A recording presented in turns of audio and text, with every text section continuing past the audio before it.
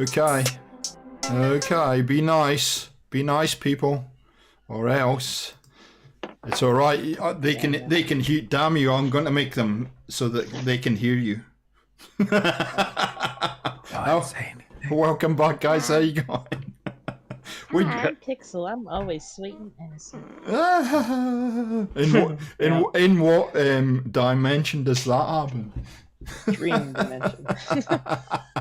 G'day, welcome back to the channel, guys. Welcome back to the great Fallout debate, and it seems very poignant that we're doing this when Fallout's just hit its 25th anniversary. Fantastic. Hey, Nacho made it. Nacho's been trying to catch this stream for the last 2 times, and he keeps forgetting. Even put... Hey, Judah, welcome to the stream. Easy, how you doing? Vault Girl's here.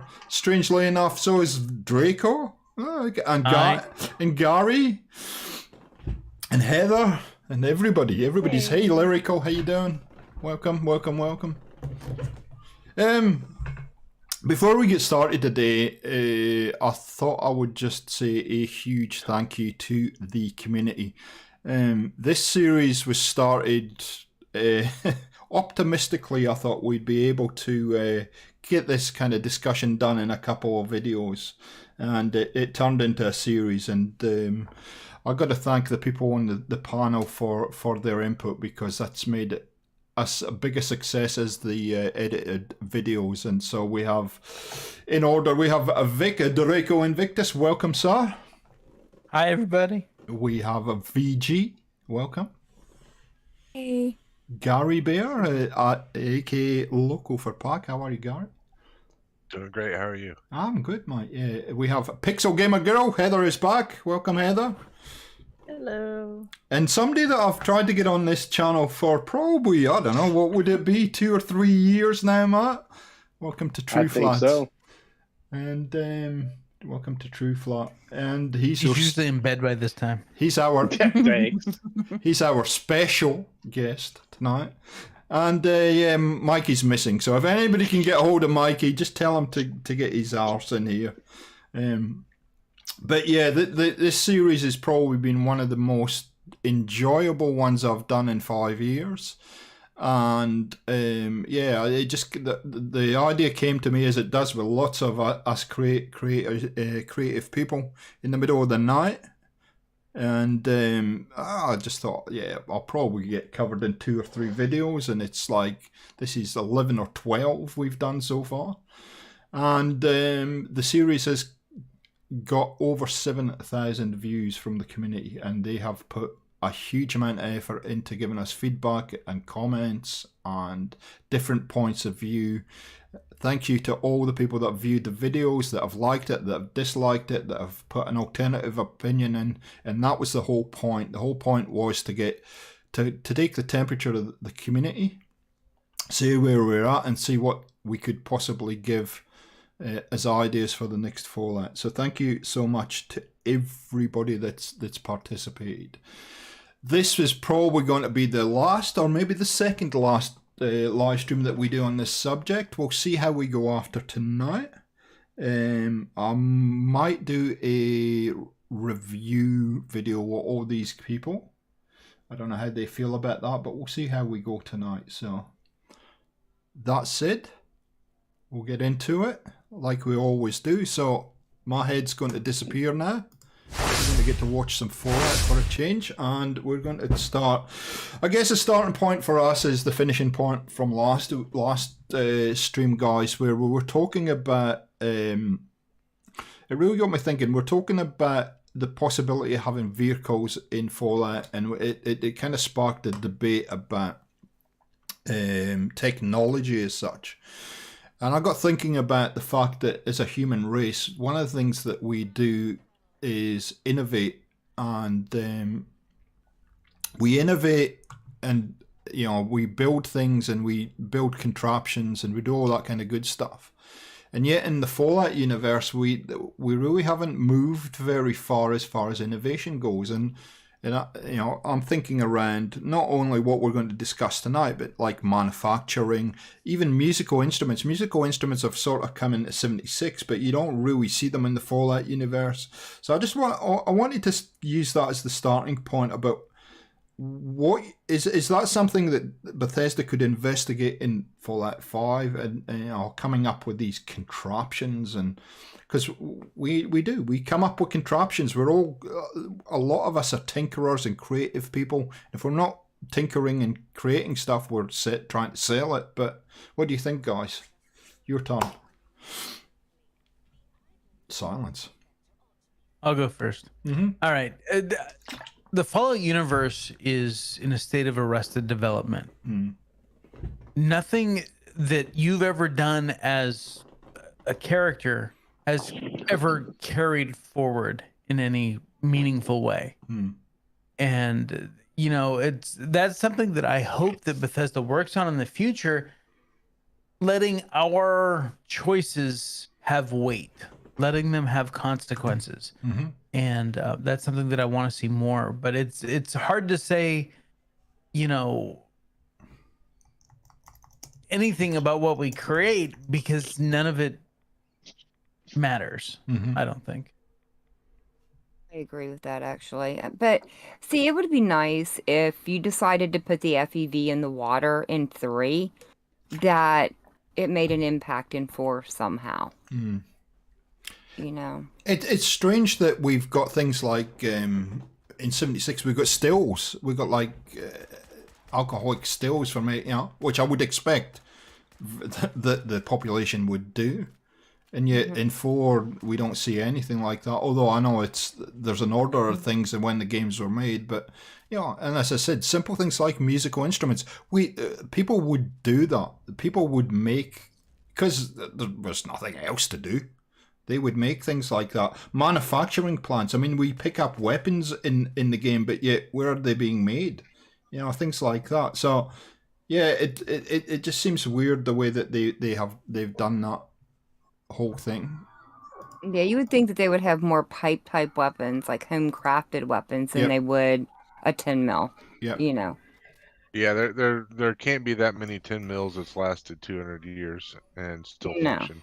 You wouldn't have and thought still have so. bullets for them. Because where's the ability to make the bullets? Right. Yeah. Exactly. Sorry, guys, I've just got to adjust the size. There we go. That's better. The size of the screen was a bit off. There we go. You can see that. Yeah, I think that part of the reason why we don't get a lot of your consequences affecting, say, the next game or whatever, is because we're always jumping to an entirely new area on each game, and so and there are different time periods as well. I mean, Yeah, I was gonna you're not getting the same, it's not like 5 years later or something like that. It's but having said that, I mean, that's an explanation. Doesn't mean that I don't think that would be freaking awesome, if you did have something that basically was 5 years later, and the idea of like somebody like McCready, running into him, after seeing him at Little Lamplight, and then basically then having him as a companion.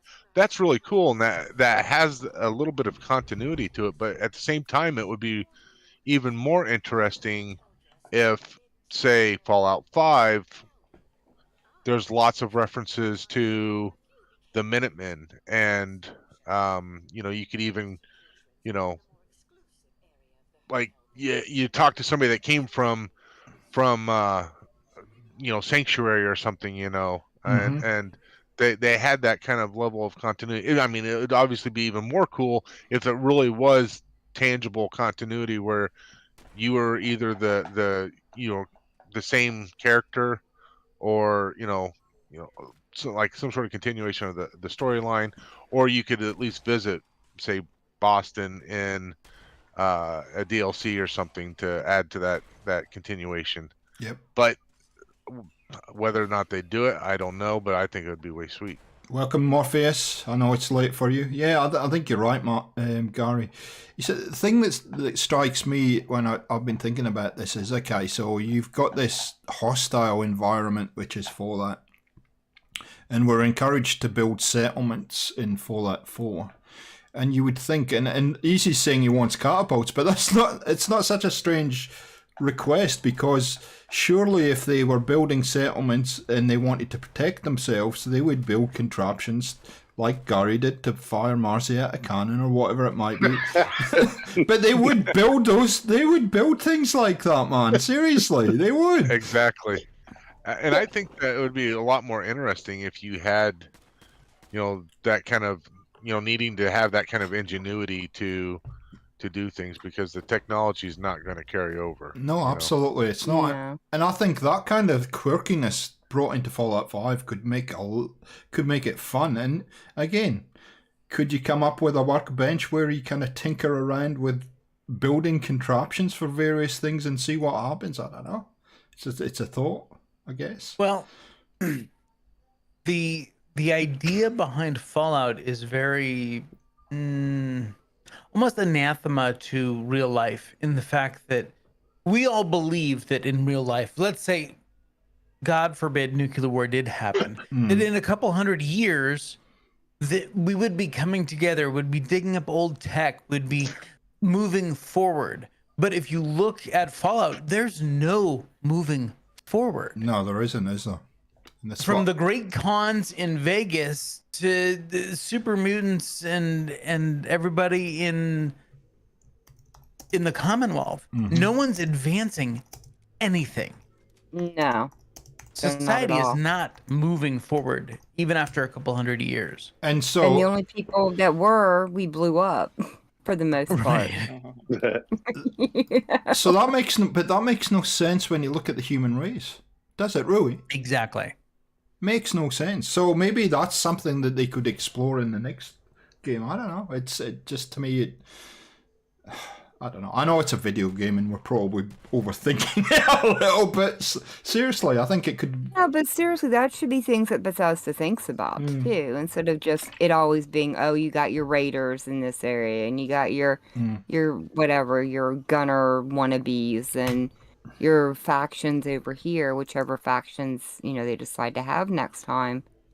And I agree with Nacho. I agree with Nacho. Continuity is pretty hard when the endings are great. True. Sure.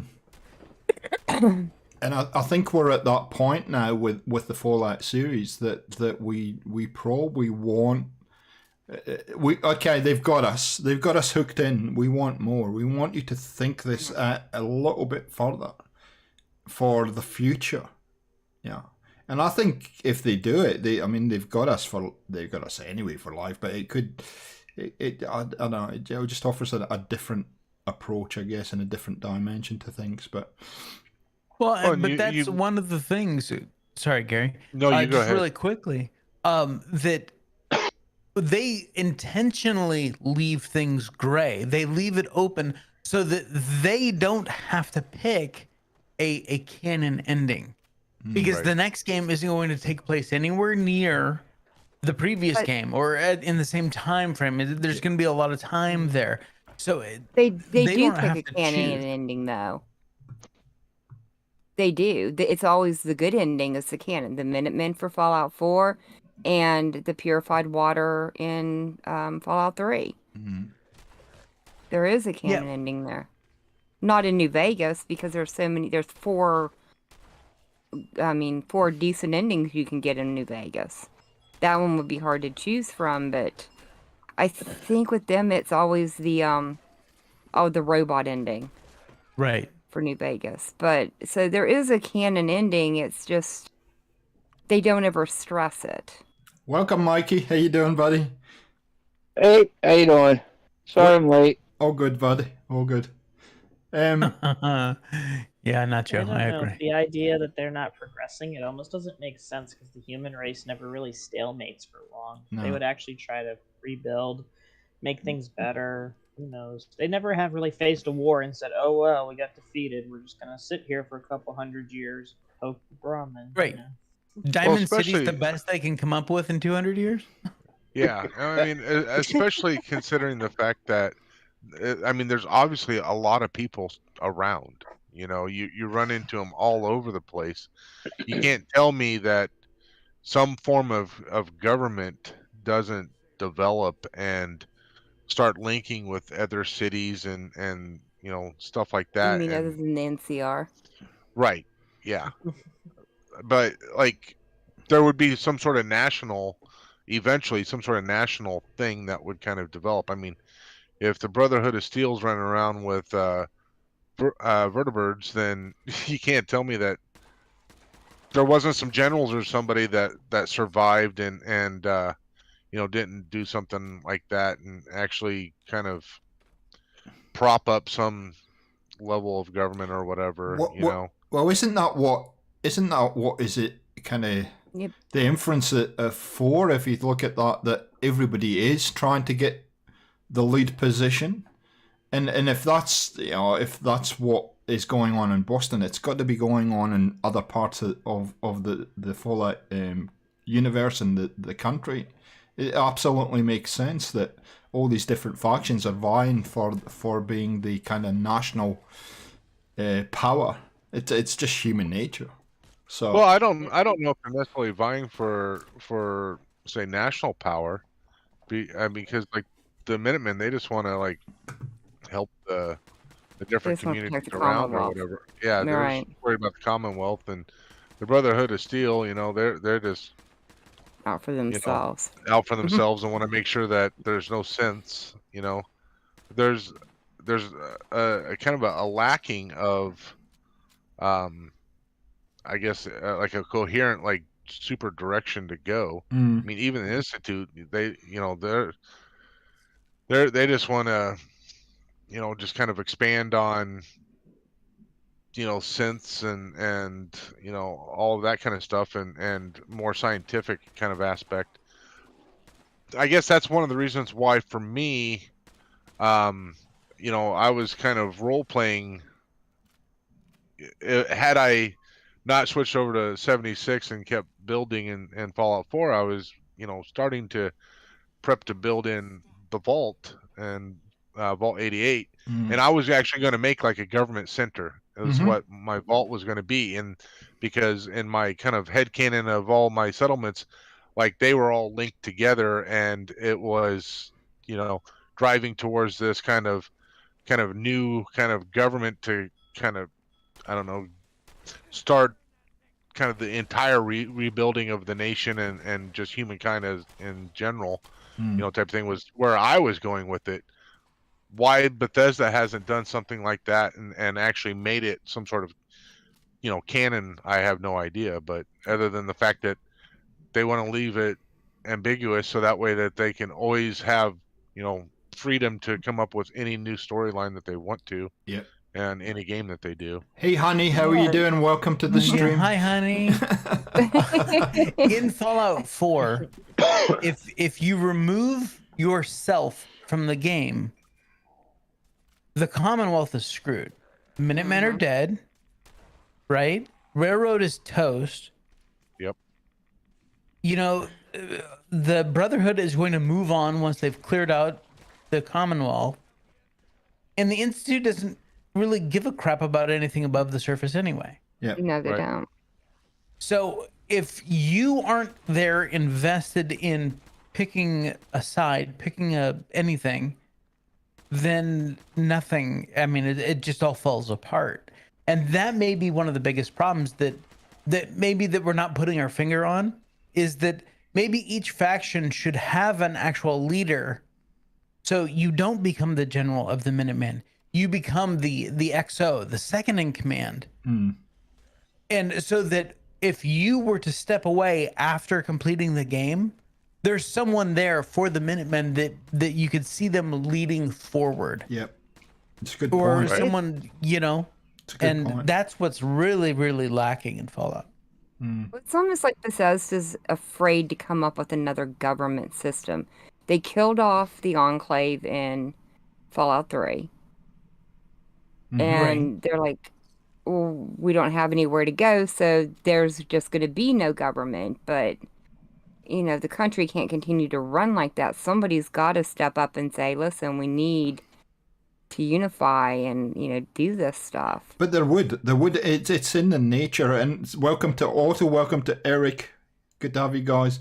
It's in our nature as human beings that we'd want to take power. And when you think about it, we see radio freedom. We see the radio technology there to communicate, not just within our area. I'm sure somebody could rig up an arrow that would communicate outside the Commonwealth. If you look at Fallout 4, there's references to the Brotherhood of Steel in I guess, we were on the West Coast with New Vegas. And then they reference it in 76 about the California kind of chapter of the Brotherhood of Steel. So all this kind of centralized governmental kind of structure would make sense. And you're not saying in 200 years that wouldn't happen. It's just it's beyond logic. No, because the West Coast does have their government in the NCR. Yep. But the East Coast doesn't, and I think that's failure on Bethesda's part because they're trying to keep it so different from the West Coast Fallout that they've strayed too far. Well, and I was sorry. I just know it's like, why do they keep bringing the Brotherhood back? Because people want the Brotherhood. They love the Brotherhood. I don't want the Brotherhood. I know. I don't want the Brotherhood. That means they have to stay there, though. But it's a good dynamic to have. No, absolutely. If they're going to do that, then why can't they make an East Coast version of some form of government? It would make sense. Yep, absolutely. Instead of just if you think about it, we're not giving Bethesda enough credit, because if society does progress, right, and a government does get formed, things start getting cleaned up, and then human nature will move forward, and you'll start seeing society coming back together, and then they can't make any more Fallout games because they just wrote the ending to the whole thing, and 100 years from now you'd never even know it, because Earth's back to being pristine and fabulous and whatever. No, I don't think that will ever happen, because it's 210 years. They've lost so much technology and the ability to do that technology. Plus, it's a total different technology than what we're used to. They never got past the Tesla things or whatever. What are they called? The Tesla coils with and the stuff. divergence. You know what I mean? In the TVs, the Nixie tubes. Yeah. The valves. Yeah, so they never got past that. So it's going to be totally different.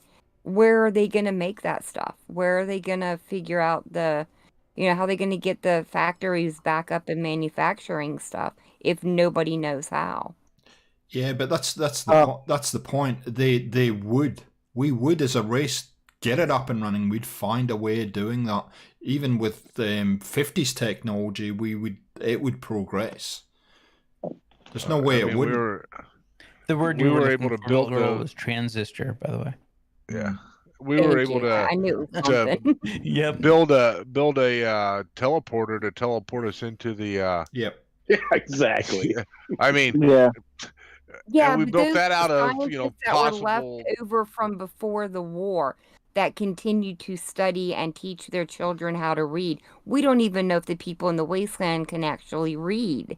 Do they need to? Because who was there to teach them? Well, I know they wanted to learn in the vaults. Anything.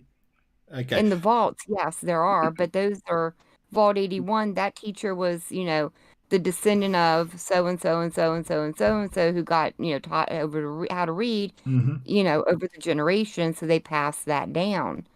But raiders out in the wasteland, they more than likely can't read. Well, we know some people can read because there's signs on the buildings. Well, it doesn't take much to write a view on a wall. The science with an exclamation point. Yeah.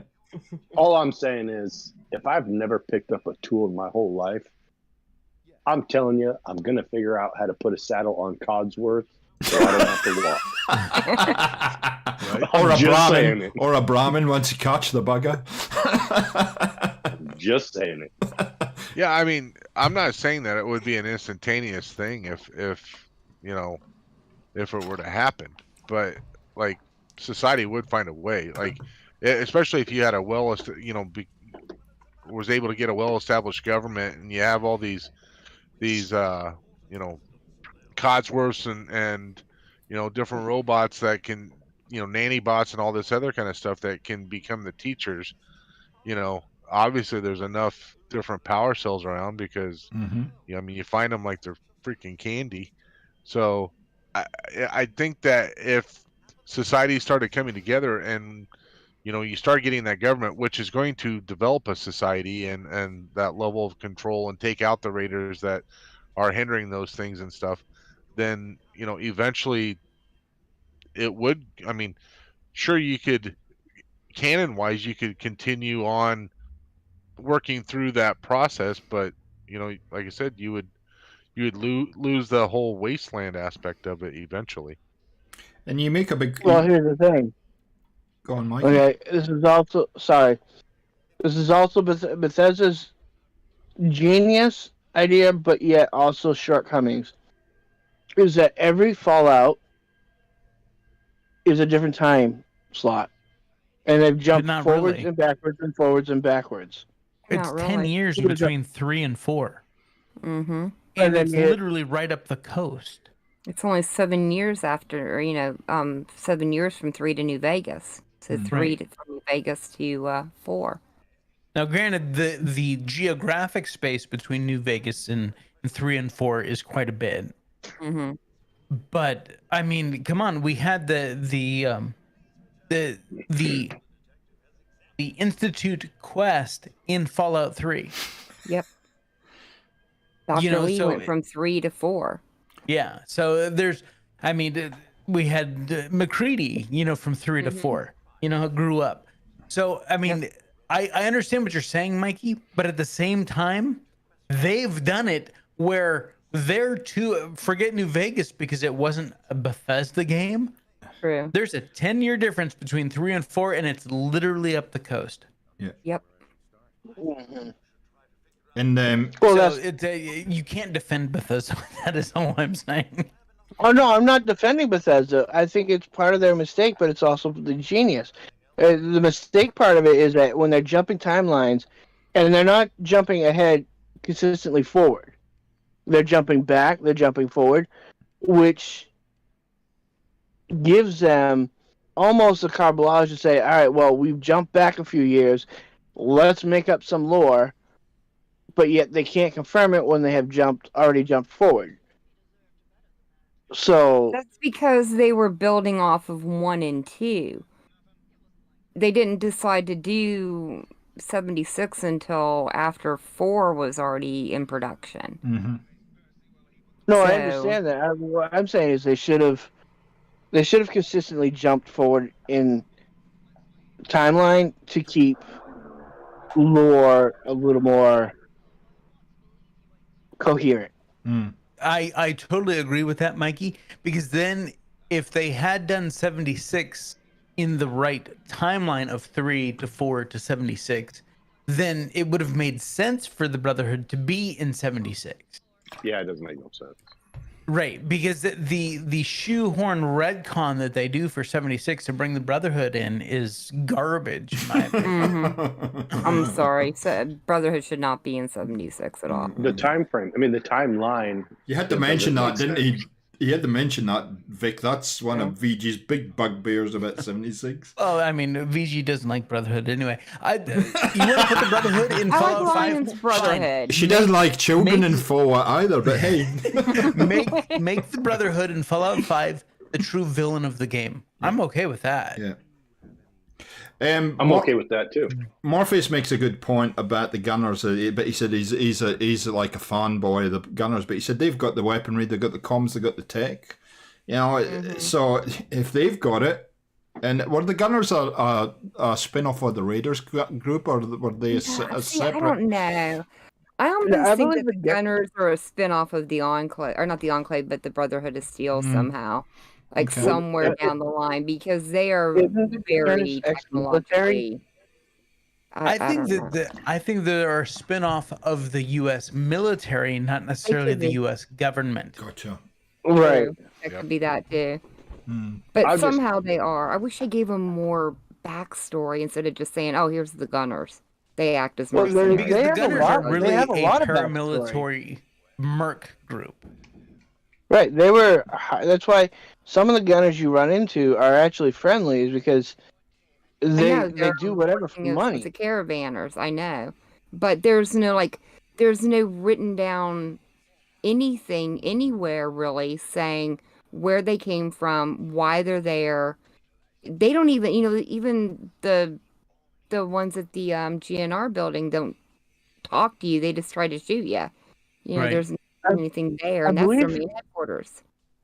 I believe I saw. I mean, I could be wrong, and I could be imagining this, but I believe Oxhorn did do a lore on the gunners, and he did. got down to the did, history. and he on it. found not much of anything. I watched that one. He didn't find much of anything. I Also, agree, Nacho. so- They could absolutely be a huge hook for Fallout 5.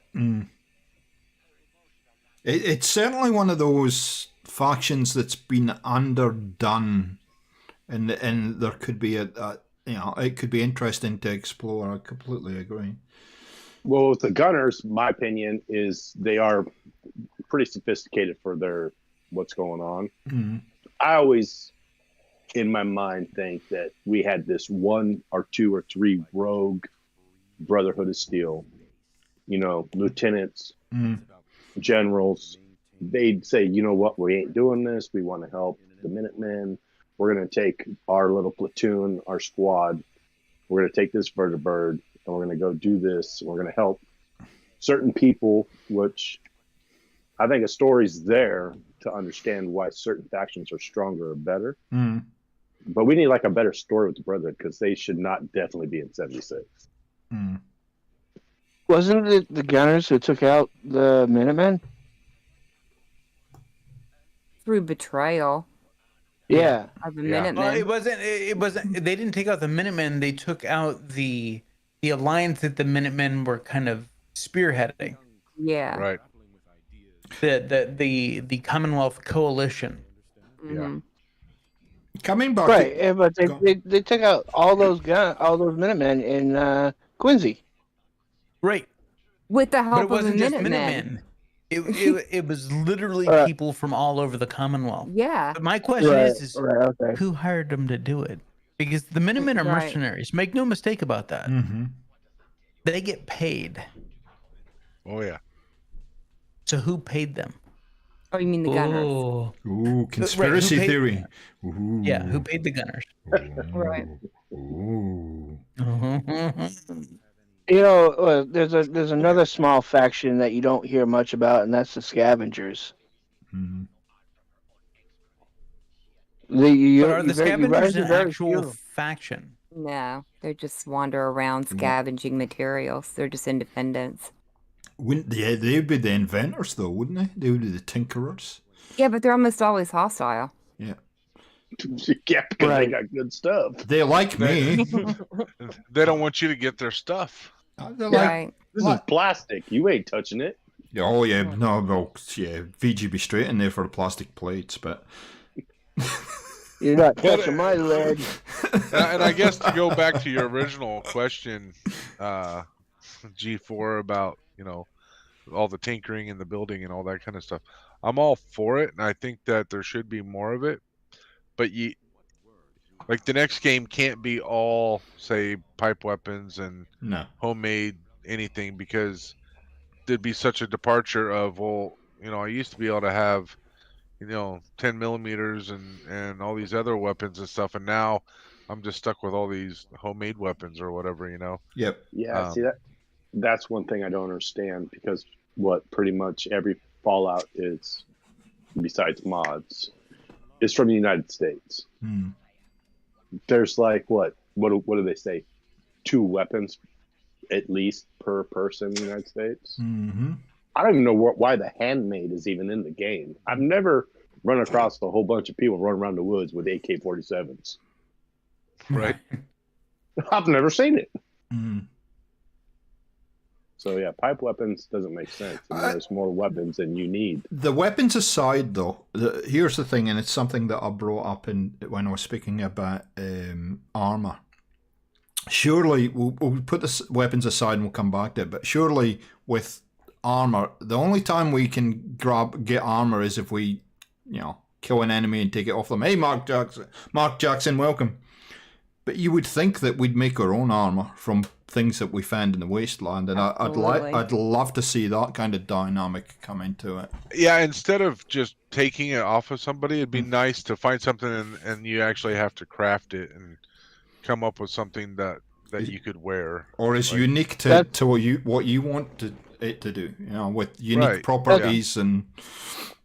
Well, like the junk set of power armor. Yeah. So you all spoke at once, guys. Try that again. Yeah, there was too much dang power armor in Fallout 4. For sure. Got a whole bit. Too much working power armor. I'm sorry. Yeah, but I'm talking about just general armor. We'll get to power armor in a while, but it's just that's one thing that 76 kind of dabbled in, but they don't count as armor. As they have outfits that are made out of stop signs, tree. Oh, the wood armor, yeah. Yeah, Good luck with the tree bark armor, but anyway. Right. But yeah, no, stop signs make sense. That kind of stuff would make sense. But even if you're out there and you kill a couple of different enemies and you want... my idea was I like that kind of component of that particular left arm, and I like this kind of part of a right leg from somewhere else, and mishmash it and take bits off and reconfigure them. I think that could be kind of nice. I did want to come back to Gary's point though about this and this centralized government, and the discussion that we were talking about. If we got a centralized government, then that would be the storyline finished. They would have solved everything. But I go back to my history and my kind of heritage, where if you wanted to become king of Scotland, you just killed the king and became king. I think it could put together quite an interesting conflict dynamic for power that might never be resolved, because you're always looking over your shoulder. We could have the centralized government be corrupt, and your job is to uncorrupt it. That would never happen. No, that wouldn't. But I mean, look at the NCR. The NCR has got corrupt leaders, and they're sitting there stretching themselves so dang thin they can't support themselves anymore. And all we ever see is the fringe of them. Exactly.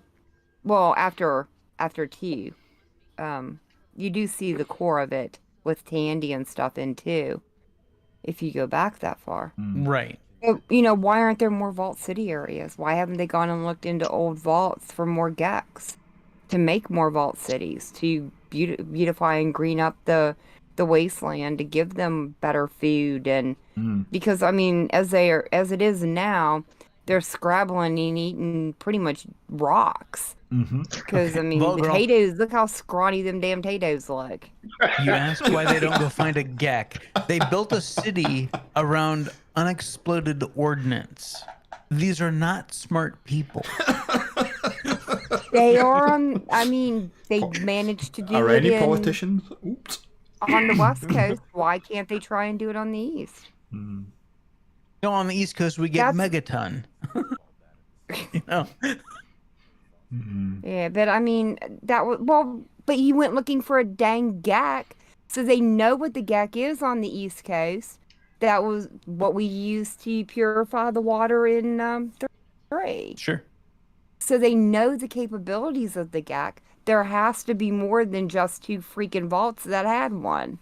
Well, there's I know we're skipping around a bit, but Morpheus makes a good idea. Why, if you're out in the wastelands and you're killing things, you'd be skinning animals, and why not have something like Mirelurk armor? But interesting idea. And yes, you should you should finish New Vegas, Morph. I'd definitely run a Mirelurk King helmet. I'm working on my first complete playthrough of it. I've never finished it either. But yeah, it's just I think thank you so much for everybody's input, because I think it just highlights the fact that Bethesda have so many different directions they could take Fallout 5 in, and some really logical directions that they haven't explored yet. And I don't know. I think they need a fresh injection because it feels like they're a little stuck in a rut. well, I don't know. The videos that I've seen lately, maybe they'll be forced to have a new direction. But anyway, yeah. I don't know. I don't know if it'll ever happen, but we'll see. You know what, I'll reach out to Uncle Pete, because he's, a big guy on campus now, and I'll say, okay, look, we have a whole panel of people that have some great ideas. And we're cheap. Why don't you just hire all of us to put together the basis of Fallout 5? Yep. I just want one of those Fallout computer chairs. I'm good. You don't need to hire me. Right. I want a Nuka-Cola t-shirt, and I'm fine. I'm good. Now you made me. I'll work. Just give me every toy that Bethesda ever puts out on Fallout. I'll be happy. Need a bigger house. So yeah, no kidding. Right? Whoa! oh, here comes the mini game. Everybody play. Oh, best adult dating site. Sorry about that. I'll be with you ladies this weekend. As far as the weapon system goes in the current Fallouts, how do we feel about that, and where do we see that could be improved? From my point of view, I think it's pretty well integrated, in the sense that they link it very nicely into the skills tree, and the different attachments that you unlock as you go through the game, and the amount of resources that you have to get to build certain things. But how does the panel feel about where that could go next, and where the improvements might be? See, I think Fallout 4 made it too easy to use weapons.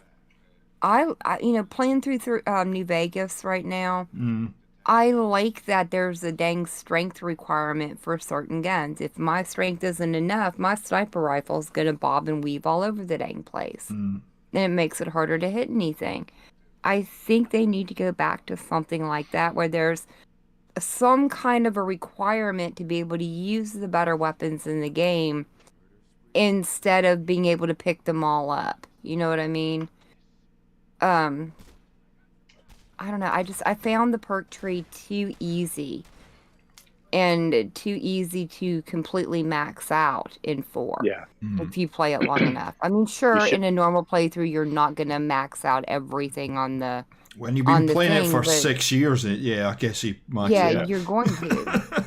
But that's okay. But I'm not going to continue playing a game. Well, I will continue playing a game. Thanks for joining us. Part of what keeps us playing some of these games is the fact that you can level up again, and the leveling up actually is a reward, not just, I went, like 76. Oh, look, I'm up to level 278 now. Great. Like, it doesn't make you any better.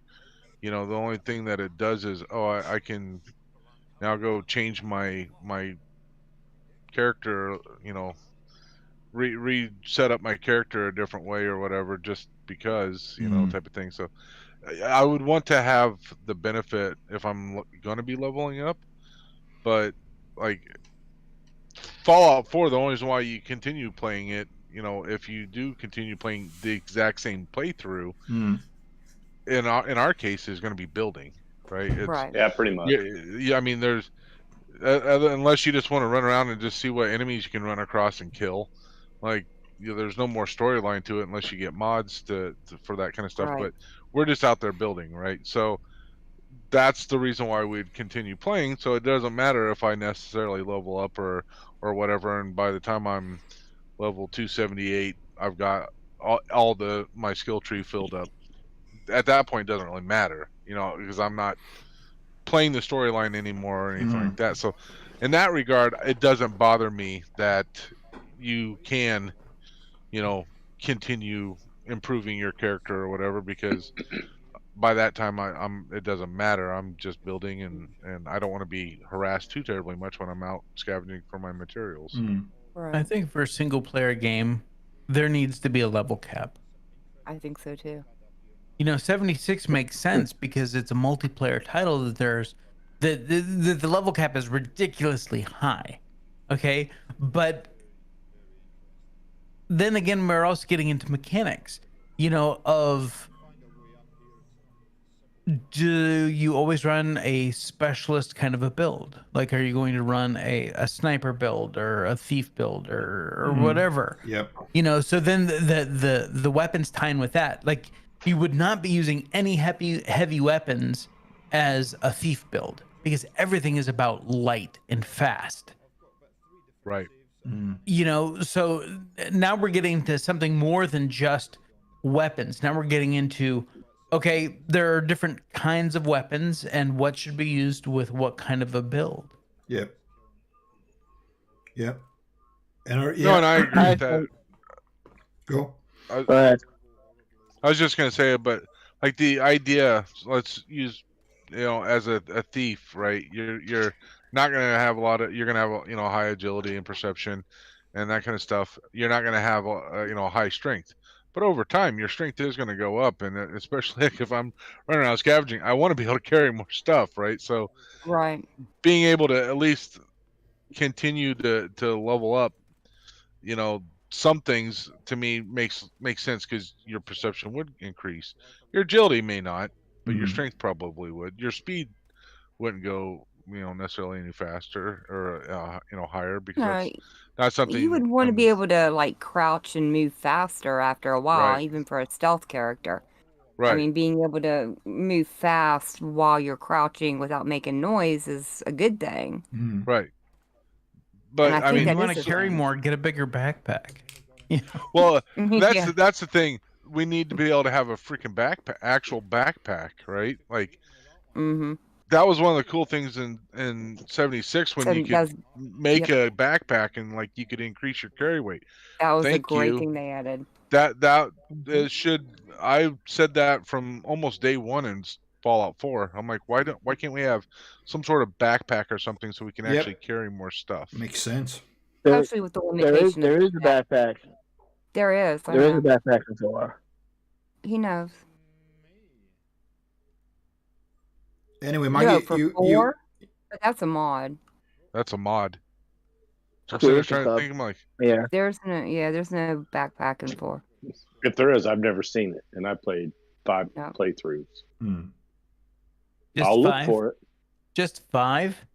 Wuss. Well, 5 and my newest one that's just build only. Noob. What a noob. What a noob. Hey, Dawn, welcome. 3 digits and hours. In that case, I haven't beat any of the games. I'm the biggest noob ever. It's my fault, guys. I fell into the demon world and started playing. Yeah, it is your fault. It is your fault, yeah. Oh, thanks, buddy. Just kidding. Welcome to Dawn. How are you? Welcome to the stream. I gotta say, I've been back playing 76 lately. Jeez whiz, man. I'm disappointed that's still as buggy as it was in the beta. I've been having some, and it's maybe the most recent update that's caused it, but jeez. I just never have a problem with the game, really. Yeah, in my close to 2,000 hours that I put into it on multiple platforms, I didn't have any serious problems with 76. My problem was the mechanics of the game itself. I finally just had enough. Yeah. I ran out of story. One thing. To answer your question, G4, earlier about the weapon system that should be implied. Yeah. I like the idea from 76 of finding weapons, breaking it down. There's your mod. Yeah. Yep, I do like that. And finding blueprints and stuff. Yeah. Right. I do not like the mechanics of how your gun broke down. So if you had an explosive rifle, one clip and your gun's broken. Yeah. I want to check. Yeah, I That needs to don't be mind weapon reconfigured. degradation though. I've never I don't minded mind that. it either, but It's it needs just to be too much. reconfigured. Here's my. And Go on, Mikey. Go. I think maybe they should take a little page from RDR. Rockstar. Yeah, thank you. You knew exactly where I was going with this. Because exactly where I'm going with it. To repair your weapon, you don't need to find more parts and stuff. You oil it and clean it, and it's good to go. Yeah, and that makes more sense to me. I've never seen a person that ever owned a weapon. It could be sitting in the closet for 17 years.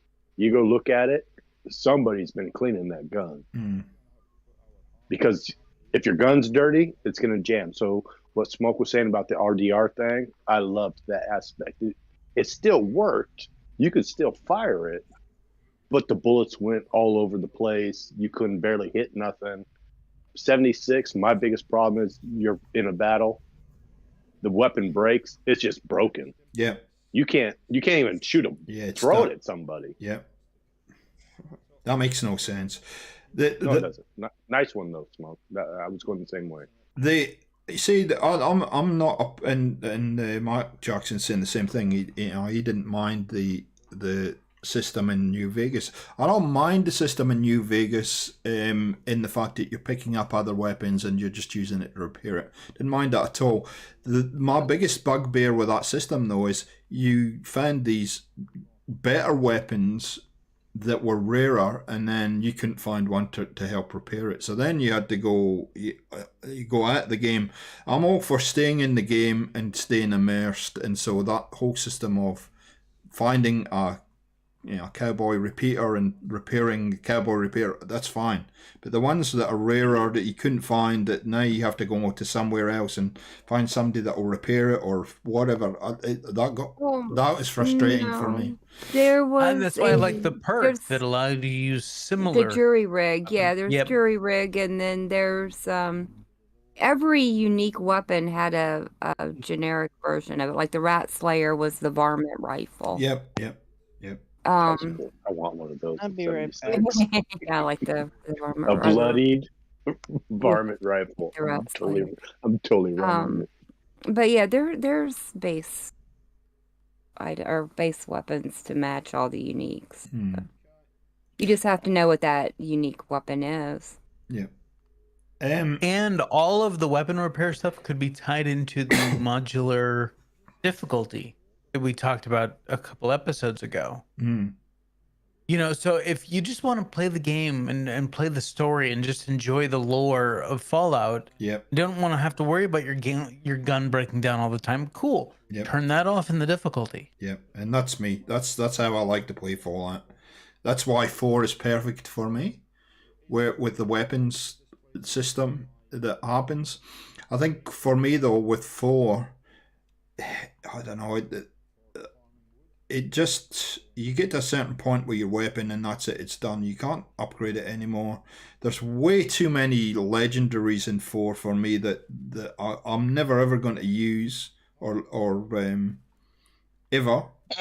And exactly. And so, that's why I ask the question. There's got to be a different way of approaching this where you're not got these legendary weapons just piling up. Same with the power armor, as VG was kind of elaborating to. Tons and tons of power armor sets that you're never ever going to use. So I think 76 is heading in the right direction with that. No, screw that. No, because my guns never pile up. You do know that there is a building mechanic, right? I know. Fallout 4. I know, mate. I gave all my legendary weapons. Yeah, but I might need them at some point, Draco. Come on. I gave all mine to my settlers because once I got the I fell into the trap of once I got the Deliverer and the Overseer's Guardian, I was good.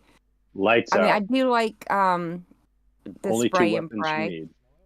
Yep, I use spray and pray for a while until I can afford the the Overseer's Guardian. Until they brought out Nuka World, I never would have done anything like the splatter cannon, but I love that thing. That's the only thing I use in Nuka World. But there's Because honestly, the Guardian isn't good enough. Therein lies the problem, though, for me, is the fact that we all have our favoured gun or weapon or whatever it might be. And we pretty much, once we find that, or we find the legendary version of that, that's it. That's what we use. Mm. Pretty much. There's only been one playthrough I've done where I did not use the Deliverer, and that's because I got a lucky drop and got a never-ending 10 mil. That was incredible. Yep. It did so much damage. You might win You're on the this one. I never got that. So. I mean, it did so much more damage than the Deliverer. Big Jim, yeah. And then with the never ending, it was totally worth the loss of the VATS build, which, I don't use VATS a lot. Yeah. But even like a legendary explosive combat shotgun. Hell yeah. Never used it. Oh my god. I mean, that's the boomstick, man. Oh yeah, I mean, absolutely. But how would you feel about this idea that we scrap legendary weapons altogether? However, there are legendary attachments located in the map around the place, and so so it gives you the ability to build your own version of whatever your favorite weapon is, whether it be a combat rifle, whether it be a cowboy repeater. I like the idea of having the named weapons be like the known legendary weapons, and then after that, basically what you're describing, G4, is you find a legendary, say, scope or something, or barrel or whatever, stock or something, right, that you can put on your weapon, and it's going to give you, a double shot or explosive round or whatever it is, and you can make that weapon, like you said, get a legendary ability, but you still have the only other legendary actual weapons in the game would be the named weapons that you can find at whatever specific location.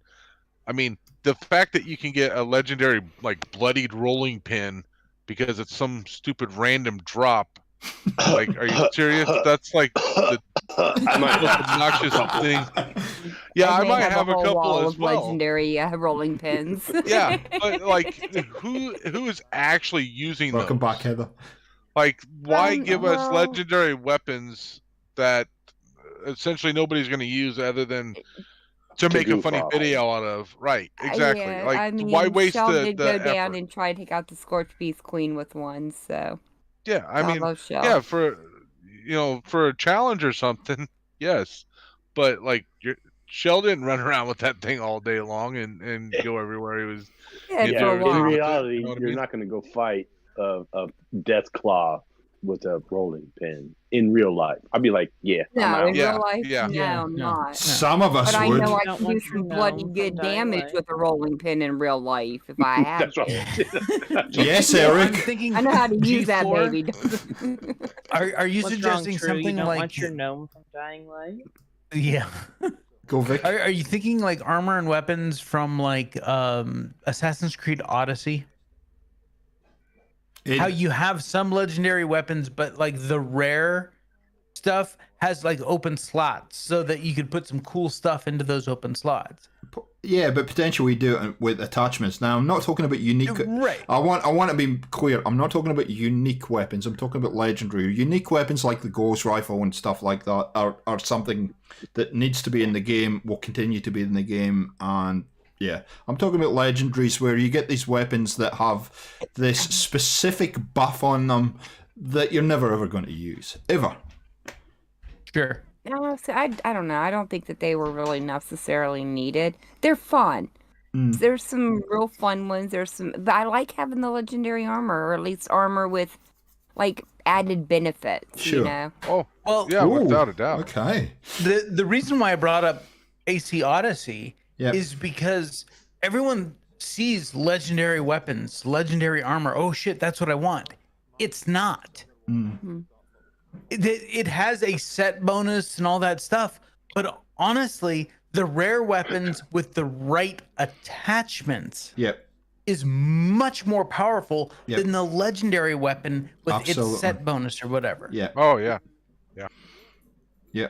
And I just think it allows for exploration and experiment as well, man. And, you know, with a lot of games, not necessarily just Fallout, but with a lot of games, you'll get these kind of additions to weapons, and they kind of look as though they're weak, but then you put them on and they sort of take you somewhere else, and it's a surprise. Does that a lot. So it's just an idea that I think would be fun to do rather than what we've got now. And again, the challenge of finding those attachments and the environment, and, you know, etc. The sense of achievement again. And again, yeah, you could extend that to armor as well. There's no reason why you couldn't. You know, legendary attachments for armor. Yeah. Yeah, there was a game that I played years and years ago called Neverwinter Nights. I can't even remember who made it, but one of the things that I liked about it was you could go to certain vendors and you could actually take a weapon in. Now, granted, it's a fantasy game, so it's kind of changes things up a little bit, but you could go to certain vendors and you could take a weapon in, and you could actually pay money to have your weapon have certain legendary, you know, special attributes added to it or whatever, you know, a flaming sword or, you know, whatever it was. Yep. And I like the ability to be able to do something like that as well. Was it BioWare? I thought it might have been. BioWare and Obsidian. I think it was BioWare, yeah. And it's I played D&D stuff. Yeah, I played 1 and 2, and it was a tons of fun. But yeah, I remember playing that. I on like PC the in Outriders where you can upgrade your weapons. You can, you know, just take them and like upgrade certain stats on them to keep them relevant, because sometimes it feels like with the set named pieces that eventually they get underpowered. Like, I love the Deliverer, but it doesn't do a lot of dang damage, you know what I mean? No, it doesn't. No, you're right. Nope. Yeah, and that's always been my kind of thing with Fallout, and especially it's highlighted in 76 where you can be beasting with a weapon, and then all of a sudden it just drops off the cliff, and you're like, damn, well, I've upgraded it as far as it could go. What do I do now? You know, do I have to go and find a new weapon? Sure, that's not from them nerfing it. Or do I need to respec? That's the biggest problem with 76, though, is that did it drop off because the weapon just has a drop off, or did they intentionally nerf it to drop off? Well, and 2 weeks ago, it worked totally differently. Yeah, I don't know. I can't answer that question. But don't you start with the bubbles, Heather. That was my fault. I'm sorry I talked over you, Pixel. What? Oh my goodness. But yeah, I just think I think that it just something a little bit different with the weapon system would be nice. Thank you, Bethesda. There seems to be one thing that one of the things that I think they could really improve is the scopes that they offer us. The scopes or hollow points or whatever for the weapons are not very comprehensive. Let's just put it that way. And I've been playing one mod lately that actually adds more modern scopes in, and it's made a huge difference to the gameplay for me personally, because I'm old and my eyes are failing. But is my memory deceiving me? But if I recall, in 76 you could make different ammo, right? Yes. Like different, like you can make hollow points compared to like jacketed and whatever, right? No. Am I not remembering that correctly? No, I think you're thinking of Vegas. Okay. Vegas, okay. Vegas, he could. Well, yeah, and I've never played Vegas, so I just shit out and got lucky there. But I think that is something that would be cool though. Like if you have a ballistic weapon, right, using different ammo could give you, you know, kind of add to that kind of ability as well, you know. And it's actually a good point.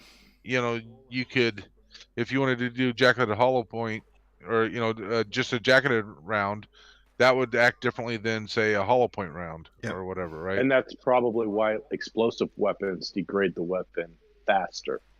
Right. In 76, I mean, Smoke said something about it earlier, but that's why. I mean, that's the downfall of having a more powerful weapon. You're gonna have to fix it more often. Yeah. Right. Yep. And I'm good with that. What about Pixel's asking if we should have It was a powerful bubble gun in Fallout 5? We had a squirt gun in 4, so why we not? did, yeah. The Thirst Sapper, we certainly did. I do believe use it or not, the ammo system in New 76 Vegas. News. I got a little bit of 76 news for you guys. If for those who are not following it, they're bringing back the Thirst Zapper. They're bringing back Nuka World with all new missions. There you go. And it's going to be Just hitting us another in reason December. not to touch the game. Oh, I'll go look. Ooh, I'll go check it out. Salty on that one, isn't he? Wow. The one. Hey, Yeah, I think you know you what? did a bad job on- When I put 76 down, I never thought, oh damn, I should go back and play that game again. No, there was nothing left for me in 76. I've got to say, to be fair, Vic, I felt the same way, and I didn't touch it for 3 years. But I've gone back to it recently, and I've actually enjoyed, apart from the fact that it keeps crashing on me. Yeah, are there still other people in the game? No thanks. Yeah. Because I'm that's still the having fun mechanic with it. that I don't like. Yeah. Yeah, and I don't mind it. Yeah. Yeah, I was honestly just been on hoping the that build. the pit expeditions would be better than what they were. Pit sucked. They've run out of ideas in 76, to be honest. They're just Yep. regurgitating the same stuff. That's Because all the So good bringing people back that Nuka have already World, left. what is that going to do? It's not going to do anything because I just they get on the don't have build any and watch ideas True now Stuff. because the main guy that did left Bethesda. Yeah. They're just throwing stuff at it just to keep it going long enough. Yeah, because Yeah. Todd wants it to run for 10 years. Yep. That was their 10-year game to keep all the Fallout people happy until Fallout 5 decided to come out. Yeah. Fallout Well, 5's coming a but lot it's quicker not. than you think. But coming No, to it's not I'm true. just It's because got- this game sucks so bad. No, they still have to do TAS 6. So they're not gonna jump. They're not gonna short out the TAS fans just to bring out a Fallout game again. They already Don't got a apologize, lot of Glenn. flack for doing that. Look, if someone's enjoying themselves in 76, Absolutely. hey, Absolutely. more power to you. Knock yourself out. Absolutely. It's Right. just for me, I have no interest in touching it Yep. again. But, But no, if someone's having if you're having a great time, 7,000 hours in the game, dude, rock it, man. Oh yeah. Like I I said, was going I for that still 7,000 or 7 was it 7,600 7,600, yeah. hours? Yeah. He wants I some still- I atoms. But I think it highlights the point of 76. 76 is a polarizing game because, yeah, it was supposed to fill that gap, but it didn't. And a lot of the community feel like Vic does. They've played it. They got their enjoyment out of it, as we all did. And they've gone, you know what? Yeah. I'm done with that I now. mean- It's not like a Fallout 4 or Fallout 3 or New Vegas where No. there's a replayability there because, you know, it's just... I agree, there's not. I've exactly. tried. You're 100% tried. You right. sure as hell would not catch me making another character for 76. Yeah, right. Whatever. Yeah. I know you. well, That'd be like me telling you I'm never going to log on again. So for me, I'd still jump on at least once a week, Yep. probably goof around for an hour. Yep. In the past year, I went from level 500 on my main character to 507. Yep. That tells you how much I play. Yep. It's nothing, but I still get on. I go goof around. It gives me an hour or something like Plaz does, you know, Yep. and I can just goof off, look for things I might have missed in the game because it's like 4. I still play 4 now. I'm like, bro, I don't remember that. Mhm. I don't think I No, ever that's seen just this because before. you're an old bastard now. Oh, maybe. But I still do it. You're still using .38. .38s. You open my doors and So when it comes to 76, I still jump on. I enjoy it, but like all of you guys say, there's no story. There's nothing in the game for me to play because I've done everything. See, I went back and started playing it. You see, I went back and started playing it, and I hadn't played the Brotherhood of Steel storyline that they put in. So for a while there, I started playing it, and I was enjoying it. But now it's got to the point where it's just like, okay. There's nothing. Well, yeah, I mean, they added a lot of stuff after I stopped playing, and I thought about, they added the different vaults that you could go into, and the group People. things, and added the NPCs, all those things. They added a lot of that stuff, the Brotherhood of Steel, all that stuff after I stopped playing. And I thought about going back for about 5 minutes, and I thought about, well, in order for me to actually enjoy it, because I know what's going to happen, I'm going to pop in there, and I'm going to be in the middle trying to do something, and some asshole is going to come up there and just, gank me, and I'm going to be done, so I'm not going to enjoy it. So the only other way I could enjoy it is some of my friends would be on there, and trying to coordinate that, some of the time, and the fact that I'm a PC player, and most of you guys are playing on either, PS4 or Xbox. So it's like, okay, well, it increases the complexity of me actually enjoying the game. So I was like, I'm not even going to bother. Like, it was a 5-minute thought process while I was driving home, 6-7 months ago. And I'm like, yeah, nope, no need to update. And I tried updating it multiple times since, for the last couple of years or whatever. And it's just like, yeah, why do I bother? I'm not playing it. Yeah.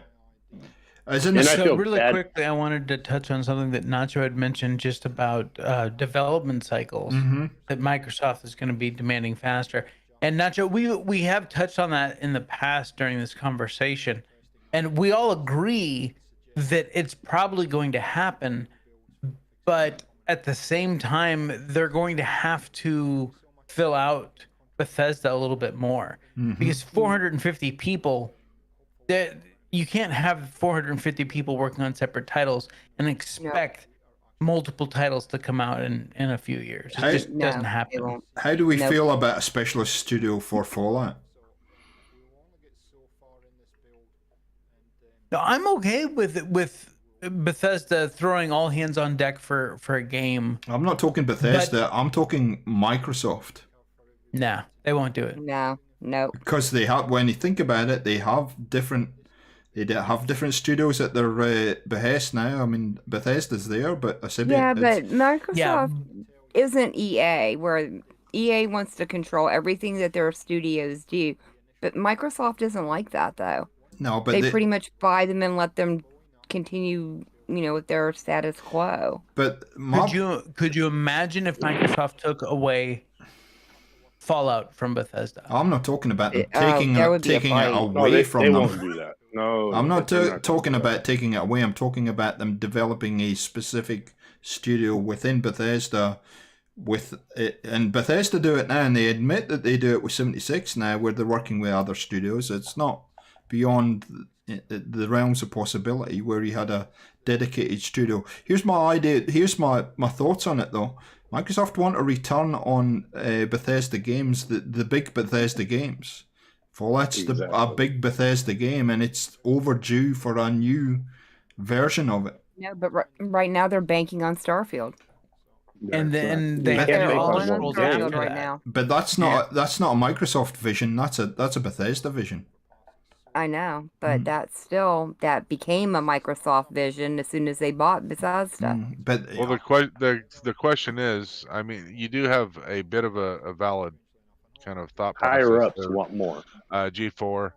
But the question is, what was the main, like, if Microsoft said, we want to buy Bethesda because of Elder Scrolls and Fallout 4, don't really care about anything else, right? Then I could see them coming in and going, all right, so Bethesda, you still are the brain trust for this, but we're going to prop up actual development teams to work on this.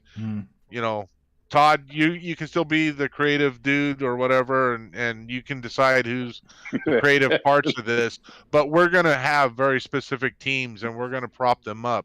I could see them doing that. But they didn't buy Bethesda. They bought ZeniMax Studios. Bethesda just happens to be one of the companies under ZeniMax. Oh, geez. Right, like Arcane and In Exile and Exactly. So there's a lot of studios that Microsoft got, not just Bethesda. Now, So why wouldn't to you be put fair- all of those to build something?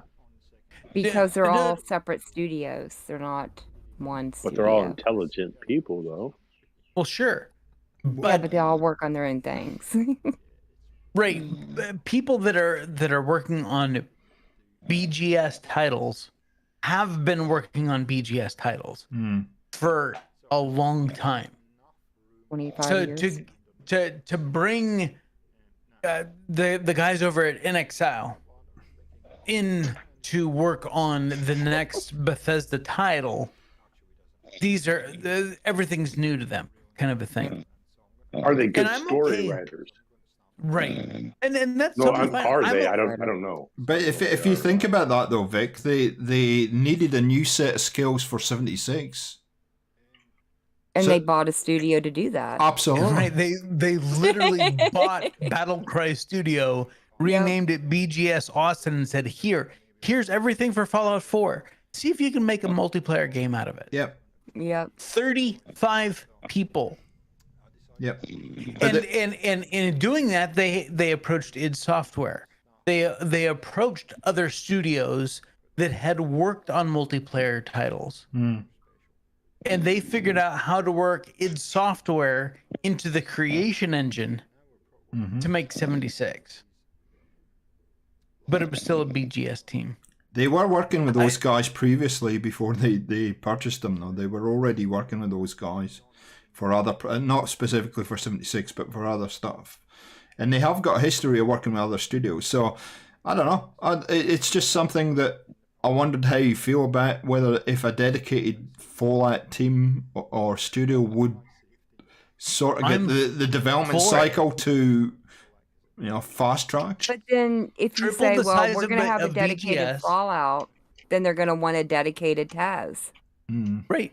And Because I'm that's okay their with that. other big moneymaker. Yeah, that's Triple the size of BGS. Buy enough studios that you can have 400 people that are just working on Fallout, 400 people that are just working on Elder Scrolls.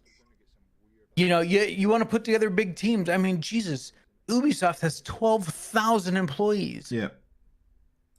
So it's not out of the realm of possibility to have 12 or 1,500 people working at Bethesda Game Studios, no matter where those studios are around the world. Yeah. And each one of those studios could be working on something different. I'm totally fine with that. If you think about it, VG, if you think about it from a business perspective, as soon as you put the word Elder Scrolls, Fallout, Assassin's Creed, whatever it might be, on a title, you're guaranteed a certain amount of revenue from it. Definitely. If you're putting something like Redfall on it, Nobody knows what that is. I know. Exactly. And it's not saying that you shouldn't be developing new games, but I'm just thinking from a Microsoft perspective of getting a return on the investment quickly. And yes, Starfield's there, and it's one of those, but anyway. Well, I do think that Bethesda's hoping that Starfield becomes their third series moneymaker. They don't want to do just one Starfield. They want to do 2 and 3 and 4 of them. Yeah, absolutely. They want to turn it into a long-running series like Fallout and Elder Scrolls. Absolutely, I got no doubt about that. But they've just taken the Fallout formula and put it into space, and then and I think that's been the basis of it. But I don't know. I mean, sure, don't probably think there's it's going to Fallout be in space. some Fallout-y feel. There's also going to be some Skyrim-y feel to it. Yeah. But I think that they're smart enough that they made it its own thing. I don't think they were so stupid to just copy-paste an amalgamation of Fallout and Skyrim No, and not put it at all. into a new game, Not at all. But anyway, that was an idea that I was thinking about. Well, How do you actually get that cycle to be shorter? And it'll be interesting to see now what Microsoft also do if they ever get to purchase Activision in that respect. Oh crap! If they buy that, then it's lights out for everyone. Yeah, well, Sony are fighting it hard, man. But I think some of the arguments that they're putting up are, I don't think they're gonna happen, man. I really don't with the whole Activision thing. But anyway, let's get back on track. We kind of got sidetracked. Someone just needs to send Jim Ryan some like Vagisil or something, and just tell him to shut up. I mean, the man is literally complaining, saying that they can't do anything special on Game Pass. They can't do this. They can't do that. They can't do this. But that is exactly what PlayStation does. Yep. That's why they're successful. If it's not a platform exclusive, if they did marketing like for the new Harry Potter game, they did the marketing for for Avalanche, which is Warner Brothers.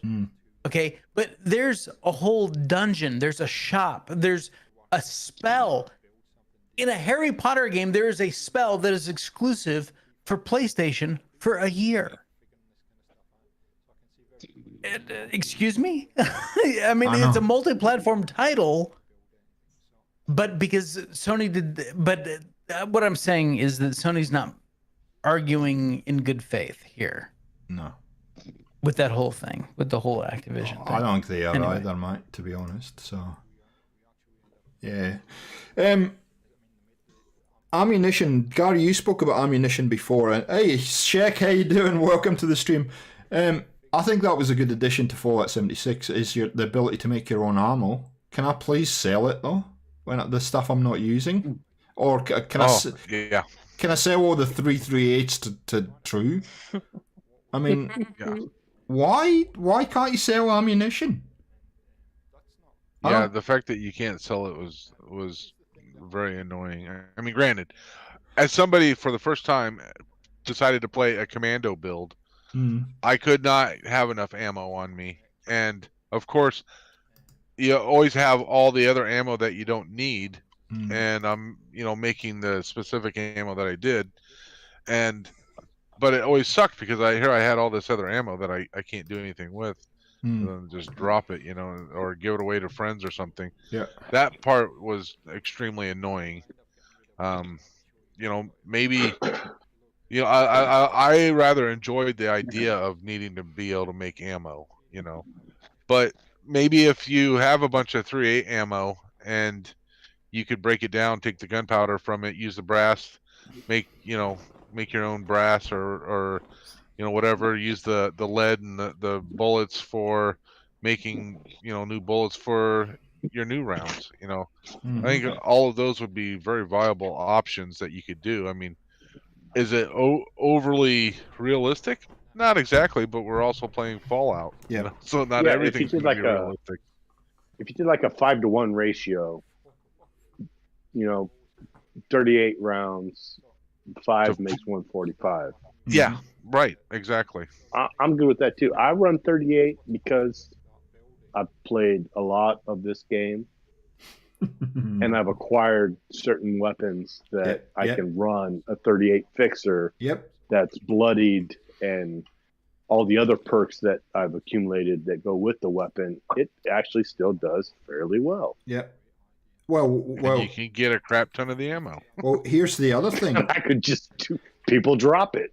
Yeah, exactly. Mate, you can have all mine if you like, all 5,000 rounds, whatever it is I've got. But there's the thing about Gary was kind of elaborating on it before. Well, then why couldn't you then make hollow points from a 338 or armor piercing from a 3.8 caliber if you had the ability to make ammo? I mean, it could. Yeah, it's something that's not in the game right now. Yeah. I think that would.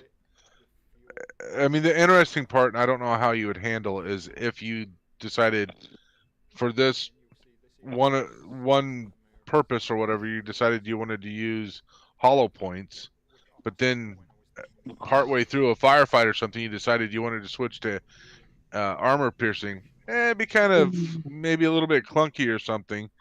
But it'd still be kind of interesting to be able to do that and They have made it different work in New ammo to do Vegas. things. Mm. You Yeah. can do that. You can use explosive, armor piercing, Yeah, hollow point, why not? or all purpose. Yeah. You know, that's a great feature. Oh, by the way, Heather, I was gonna. That's what I was gonna say. You're talking about. Oh. You're talking. You're talking about true turning up when you're building. There are a few serial pests in the chat right now that used to do that as well.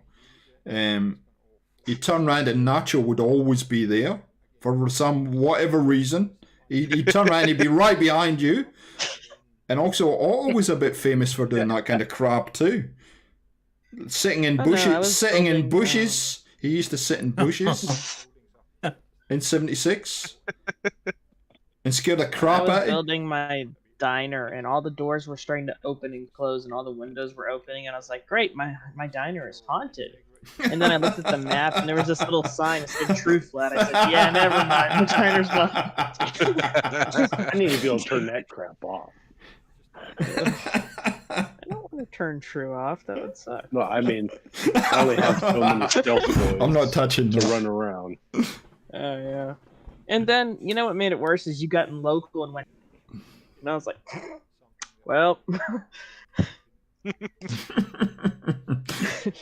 Yeah. So I think there's lots more you can do. Yeah, that was the fun of '76. We just did some weird shit. But anyway, I think there's a lot more they could do with the ammo. The one thing that was really annoying, especially in 4, was the fact that you'd get something like the handmade rifle or the lever action, and the only place you could buy the ammo for it was in the DLC. I mean, it was just ridiculous. Oh yeah, yeah. I know. I remember getting a lever action like really early game. I was going to rescue Nick, and I got a lever action legendary, and I'm like, I can't use this till I go to Far Harbor. Yeah, just Yeah. why, Bethesda? Why? Well, yeah, that was the pain in the butt about it too, right? Is when the fact that because you already had the DLC, you're gonna pop that potentially as a drop sometime, and you're just like, great, thanks. I also thought it was ridiculous that the Radiant quest, like for the Brotherhood, would send you to Far Harbor. I'm like, this is your first quest. Why would it send you to Far Harbor? It makes no sense. The problem with DLC weapons was that the way the merchant system worked in Creation Engine, you couldn't have 2 different inventories for the same merchant. So you couldn't have a non-DLC version of inventory and then a DLC version of inventory. So, which is why you had to go to Far Harbor to get ammo, because only those merchants had inventory for Far Harbor. You couldn't change a merchant on the mainland to have stuff from Far Harbor in it, because if you notice, there's nothing Far Harbor in any merchant on the mainland. Right. No armor, no clothing, no nothing. And it's just a shortcoming of the engine itself. I've got no problem, Shek, with the ammo being plentiful in 4. It was just the stuff that I didn't need. And I couldn't give it to True Flat because it's not online. I couldn't give him all the 338s that the weirdo uses. But see, I used it. I couldn't sell it. I couldn't do anything with it. Cash, you know. I'm kidding, mate. And that Shek brings up a point that we were talking about earlier when we were talking about the fact that all these weapons survived for 200 years and they're perfectly working order and all that kind of stuff. There wouldn't be that much ammo. Like, if you go with the concept that there wouldn't be that many weapons surviving, there also wouldn't be that much ammo. I mean, you may run across, some old store or something that maybe nobody else happened to ever find. Some old hardware store or something like that, and you can find a bunch of shotgun shells in it or something like that. Maybe. But you're not just gonna play for a couple hours and go back and go, oh wow, there's 1,000 rounds I just dropped off in my, able to go sell to the vendor or whatever. Mm-hmm. Perfectly feasible that there'd be ammo presses and stuff like that around the place, though, wouldn't it? Given how armed the US is. Exactly. That. Now, I almost was going to say something because I think Loco is a good example on this. As in general knowledge, most people that have at least one gun already has like 5,000 rounds nowadays in the United States for that one gun. And then you throw in a 22 or 22 long or 338, and then now all of a sudden they have a safe for their gun and they have a safe for their ammo. Right. Nowadays. I mean, this isn't. Yeah, Fallout. and the only reason why I say in Fallout, it wouldn't necessarily work is just for the fact that we're talking about, 200 years later type of thing. Yeah. Eventually, with the thought someone's that definitely going to grab going that. around for a while.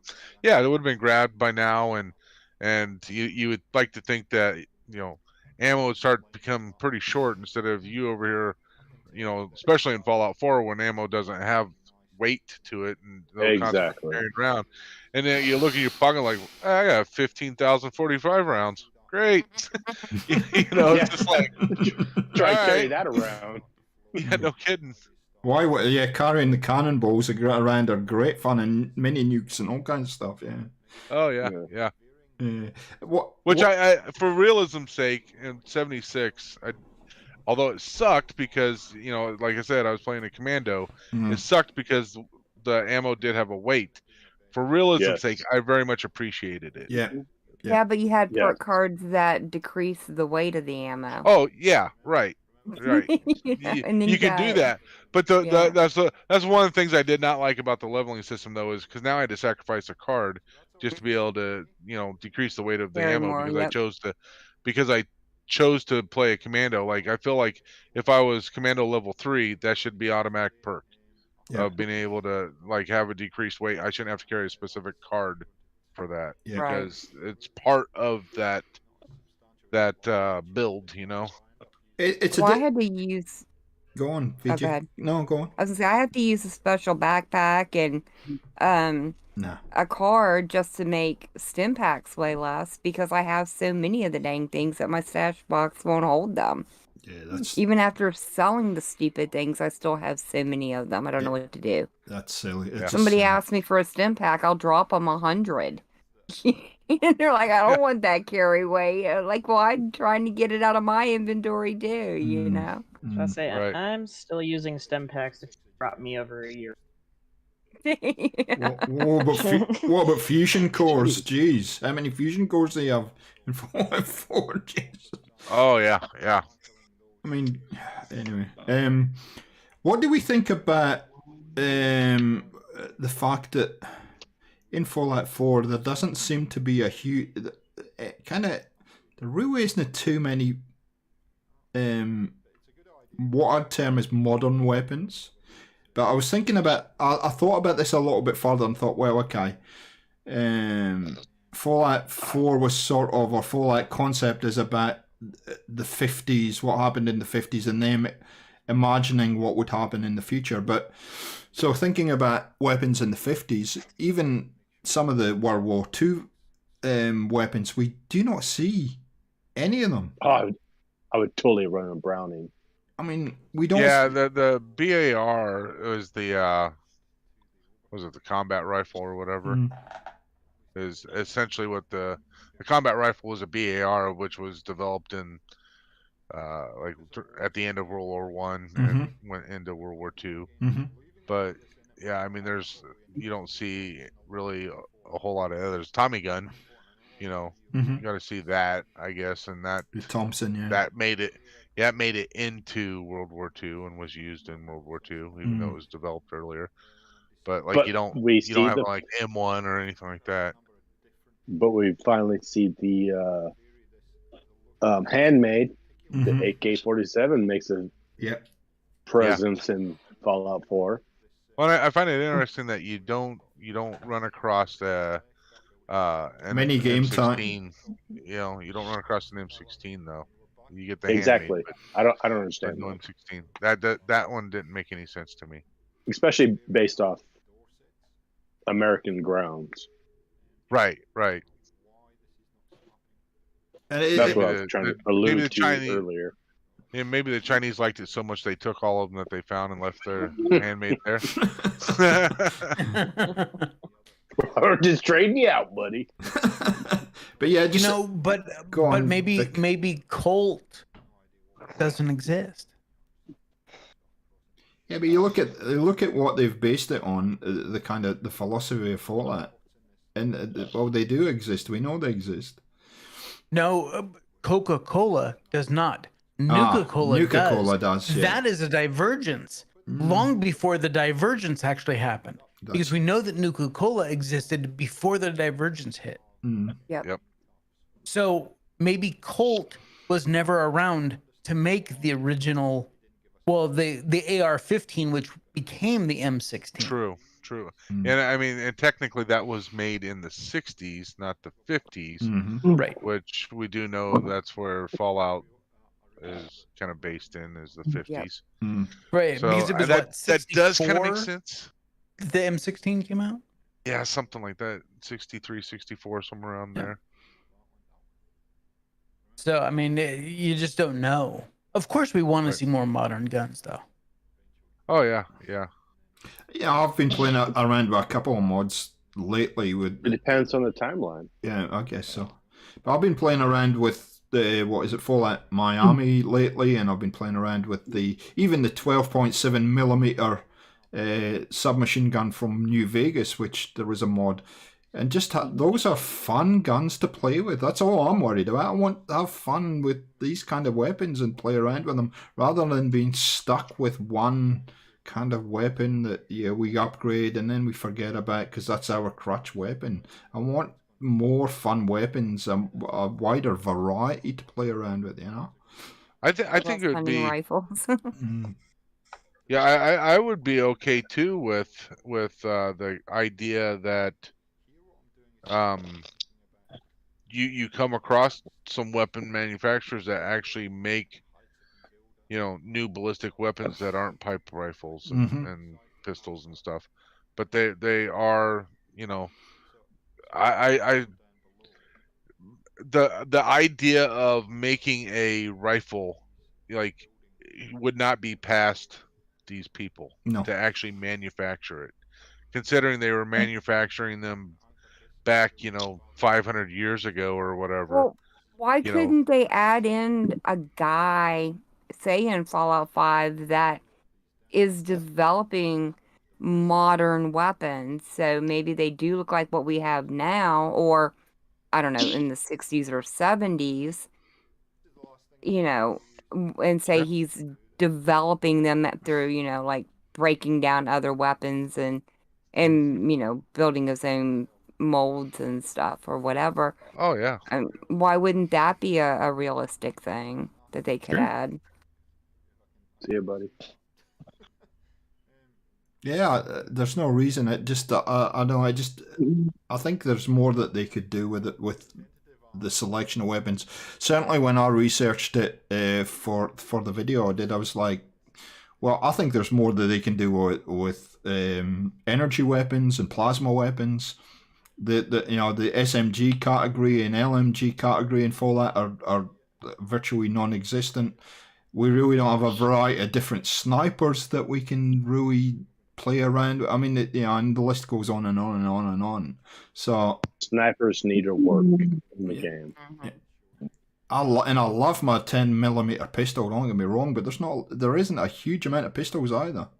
Really, there's not a huge amount of weapons if you really think about it. No, there isn't, is there? You're right. No, you're right. Yeah, you get a sampling from several different categories of gun. But there's not 8 different kinds of handgun. You know? Yeah. Yeah, what you got a revolver and then the 10 mil. Right.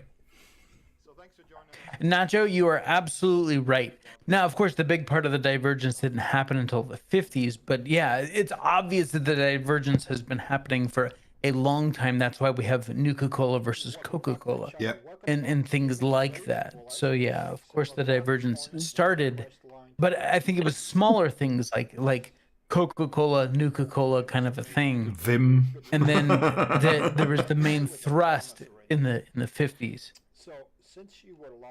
Yeah. Of the transistor. True. Why couldn't we have another gun runners?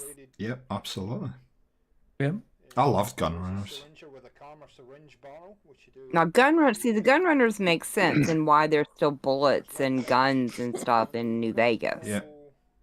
Like a But moonshiner. just like the caps being currency on the East Coast doesn't make sense because there's not anything to back them. Like in Fallout 1, the water was the backer for the caps. You know what I mean?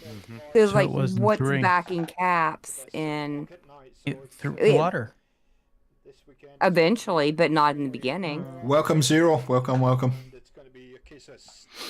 Hero. Well, What we is don't it in care about what 4? happened before Fallout 3. Jeez, come on.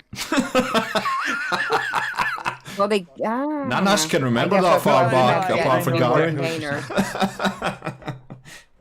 Yeah. What about camels and stuff for guns? How do you feel about that? Or is that taking it too far? Like paint. You mean paint schemes and Yeah. stuff for them? Oh yeah, like I I love like the it. splatter cannon with all the paint all over it. I loved that. That was awesome. But that paint also did something too. Just like you could paint up your baseball bats and it would give you different effects. That was cool. Same with armor. You know, you personalize your armor. Not that you ever see it, I guess. It's one of those things. At least you see your that weapon. was one of the things I was so happy about with the Creation Club was I could get like, you know, my one my one character that I did the brother or the Minutemen. I could actually put Minutemen, you know, paint on my armor and that kind of stuff, and actually look like I'm part of the group or whatever, you know. I rather enjoyed that, and being able to do that I think was fun. I don't necessarily need to do it with my rifle or my weapon. It's to some levels it's kind of fun. I wouldn't be like all obnoxious or whatever. It's just not my play style, but I'm not going to begrudge somebody else for wanting to do it. Yep. You know, have pink with flowers on it, or, you know, whatever it is. I've got to say in VG's defense, Nacho, she has notes. She has lots of notes. Yeah, I don't know that really quickly. Just like when I was doing Gary's challenge, okay, and I had that mod that allowed me to put settlers into power armor. And the fact that I could customize that power armor before I put the settler in. So now you can see my faction is walking around with faction power armor walking around the settlement. That was cool. That was very cool. That is a very cool idea, actually. Vic, it would be a very cool idea that you could have your own personal group with personalized stuff on them. That'd be kind of cool. In the same way as that you can rename weapons and whatnot. Yeah, especially the fact that, like, you know, with Fallout 4, where you're creating these settlements, and it would make sense that whoever is doing your security is going to be, like, it's going to be easy to identify who they are. You know, all the other factions are that way. You run across any of the other factions, you definitely know who they are. They just don't look like an average, you know, settler or whatever. You know, you can tell what group they're part of. So would that then allow you a kind of recruitment system?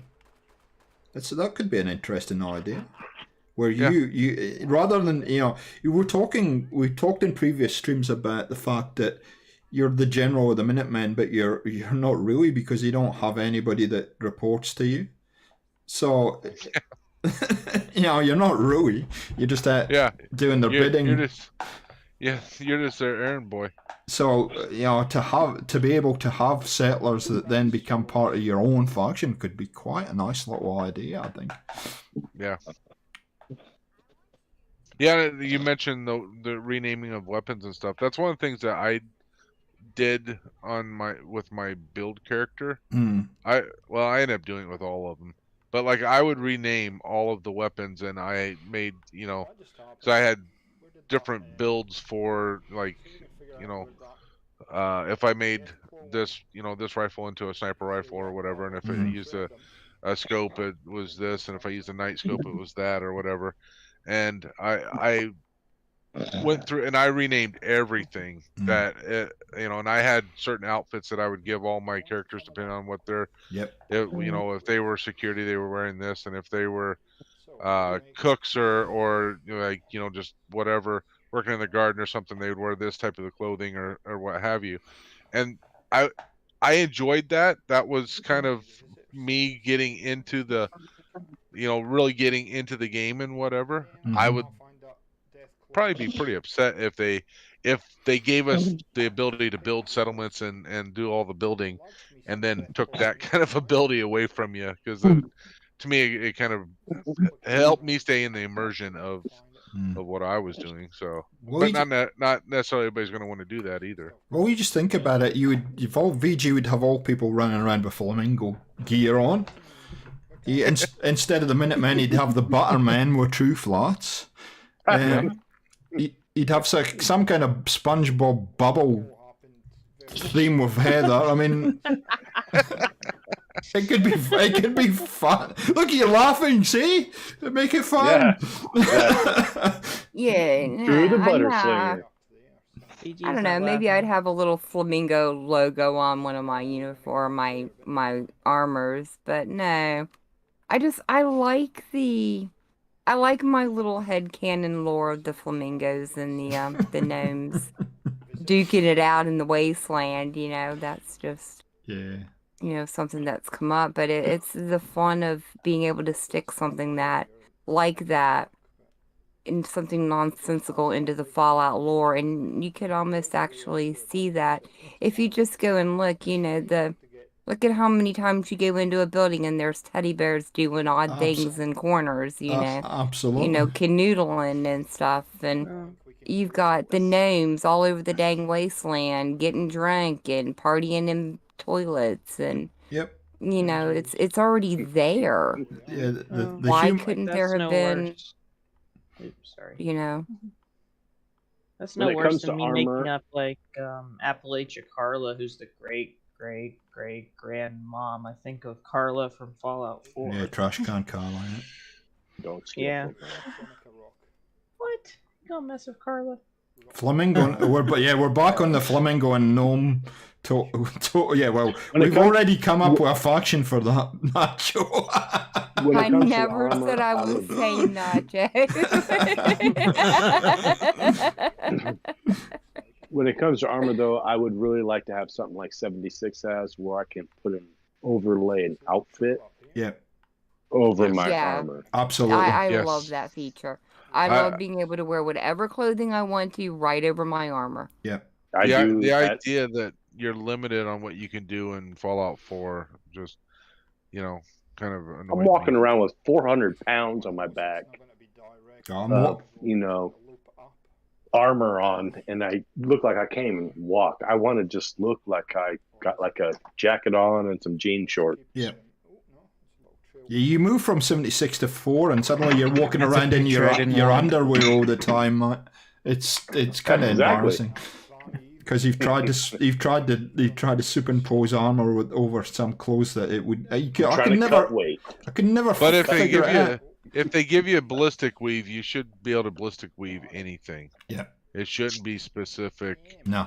Certain things. You should be able to ballistic weave anything you want. I totally agree. I think the 76 model is the one that needs to go forward as far as being able to put armor and clothes on. No doubt. Oh, there you go. The other thing is I think the model that they've used for the power armor in 76 makes more sense.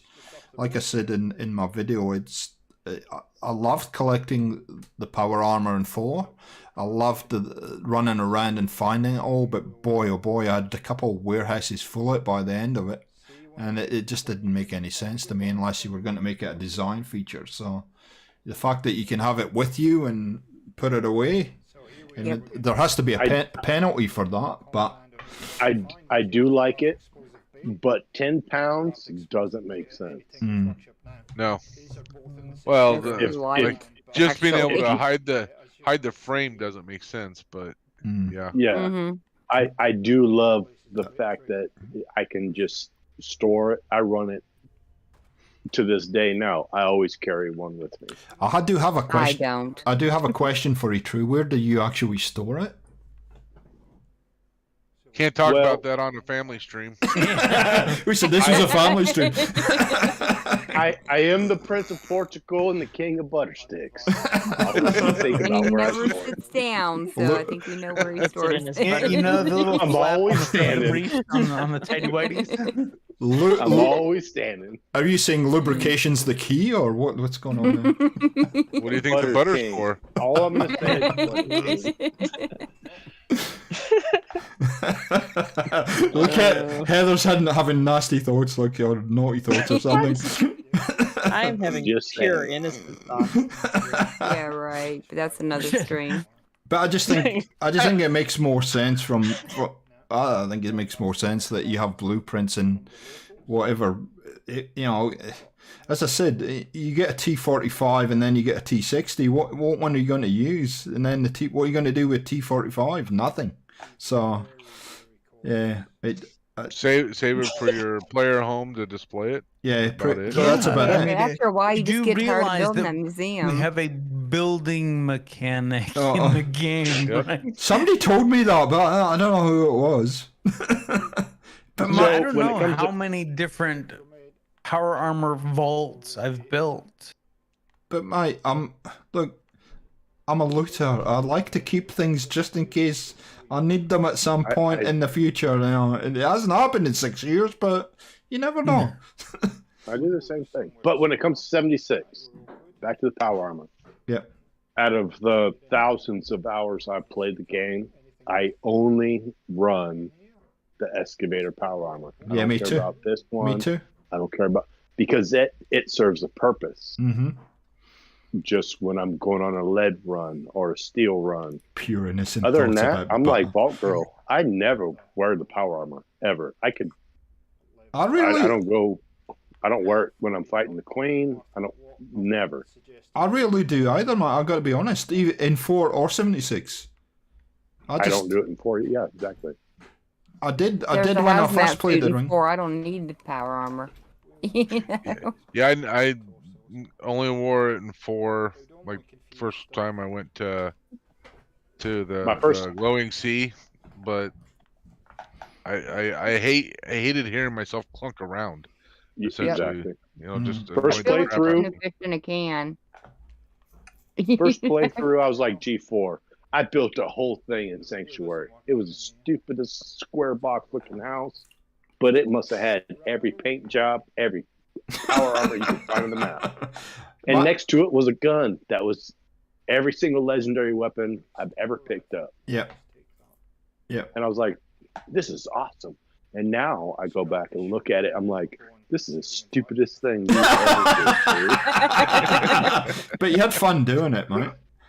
Oh, I made fences because the NPCs were knocking stuff off of tables. I was like, man, that was an egg, and that's a part of a death claw leg. You're not trying to make like all these fences so they couldn't, and then made it look like you're going to Disneyland. You had a zigzag. I was like, come on, you get through this. You can handle it. I was laying down helmets and armors and guns. Yeah, I look at it. I still have it, and I look back at every once in a while. I'm like, really, dude? You have a 47,000 square foot house, and you have 2 windows? Welcome to Mad Jack, and yes, we did mix our power armor because at some point you have no choice but to mix it up because that's the only pieces that you found at some point. So Yep. yeah, I mean, I like that. I like the exploration of finding power armor, and it was a sense of achievement. But boy, oh boy, yeah. And you know the player home that I showed recently, that's like I've got another whole kind of warehouse full of the excess at Sunshine Tidings. I'm like, holy crap! Yeah, you got like your garage, and then you got the garage that holds the garage stuff. You open the kitchen cupboard and it all falls out. You know, that kind of stuff. It's just like I don't know. Anyway, guys, what else did I have on my wee list? I didn't have much. The question I did want you to answer as the panel is there anything that we haven't discussed that we should regarding Fallout and what's coming for Fallout 5? I mean, we've talked a lot. I gotta think about this. Yeah, I know. Looting there's a lot of the stuff that I haven't covered is for the very reason that I think that I don't think it needs changing. I don't, and I've got to be clear with this. I don't think everything in the game needs changing. There's a lot of good stuff. No, it doesn't. Yeah. But I will have to ask a question. Are we going to get technical about the aspect of Fallout game? Like, there's a few things I would like to see that would be more like survival, like you guys, most of you have all done. Mm-hmm. Or is it just going to be what we can carry 480 pounds? Because I think the answer that's a little. The answer to the question is, and the thing that's come through from not only this panel but the whole community at large is they want the option of being able to customize their Fallout game to the way that they want to play it. And at the end of the day, it's a single player game, or it should be, apart from 76. And so, you know, if you want to play it in a certain way that's different from the way I play it, you should have that ability to do it. And that's a very clear message for the community, that they want a level of customization we haven't seen yet. Exactly. And probably when it comes to it, I love the Overseer's Guardian, but I want a 50 cal sniper rifle or whatever it is that you offer me. Mm. I love sneaky sniper builds, but favorite. The gun has to do the damage. Mm. Well, that's the one thing I wanted to talk about. Yeah, but Overseers as a sniper is nice. Yeah, but didn't you make it a 50 cal, but it just didn't do as good as the 308 version of it? Yeah, exactly. That's the stupid 308 thing. That was the stupidest thing. A bullet the size of my truck versus a bullet size of like a piece of bread. Which he stored somewhere. It didn't make any sense. The fact that didn't make any sense whatsoever that the 50 cal did not do as much damage as a 308. Absolutely. When you're doing a sniper. It's just half the size bullet. Yeah, it just like would boggle my mind, and that was like the biggest, in my opinion, the biggest utmost failure that Bethesda did for Fallout 4 was they just still that. do it. They still do it in 76. Yeah, and it's just like, that's so stupid. Why even have a 50 It's ridiculous. By the way, guys, I just want to run a in poll. 76, I can run a Dragon that's a black powdered rifle, and it does more damage. Oh, jeez. Yeah. And has the same distance. I'm like, what? Does anybody in on the panel use logic gates apart from natural business? No, I do. You do? Well, back in the day. Yeah. I mean, you know, Nacho and I used to have great conversations about, you know, electrical stuff. Well, there you go. Oh, you know, freaking genius. Yeah, I always enjoyed using it.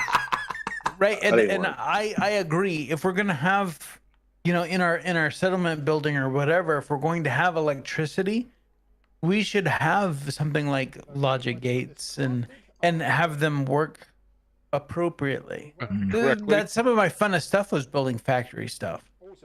Oh yeah. I gotta say, Nacho built some scary stuff in '76, man.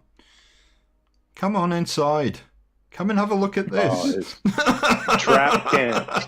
The funny thing is, all of you hate those, but it was so awesome to watch.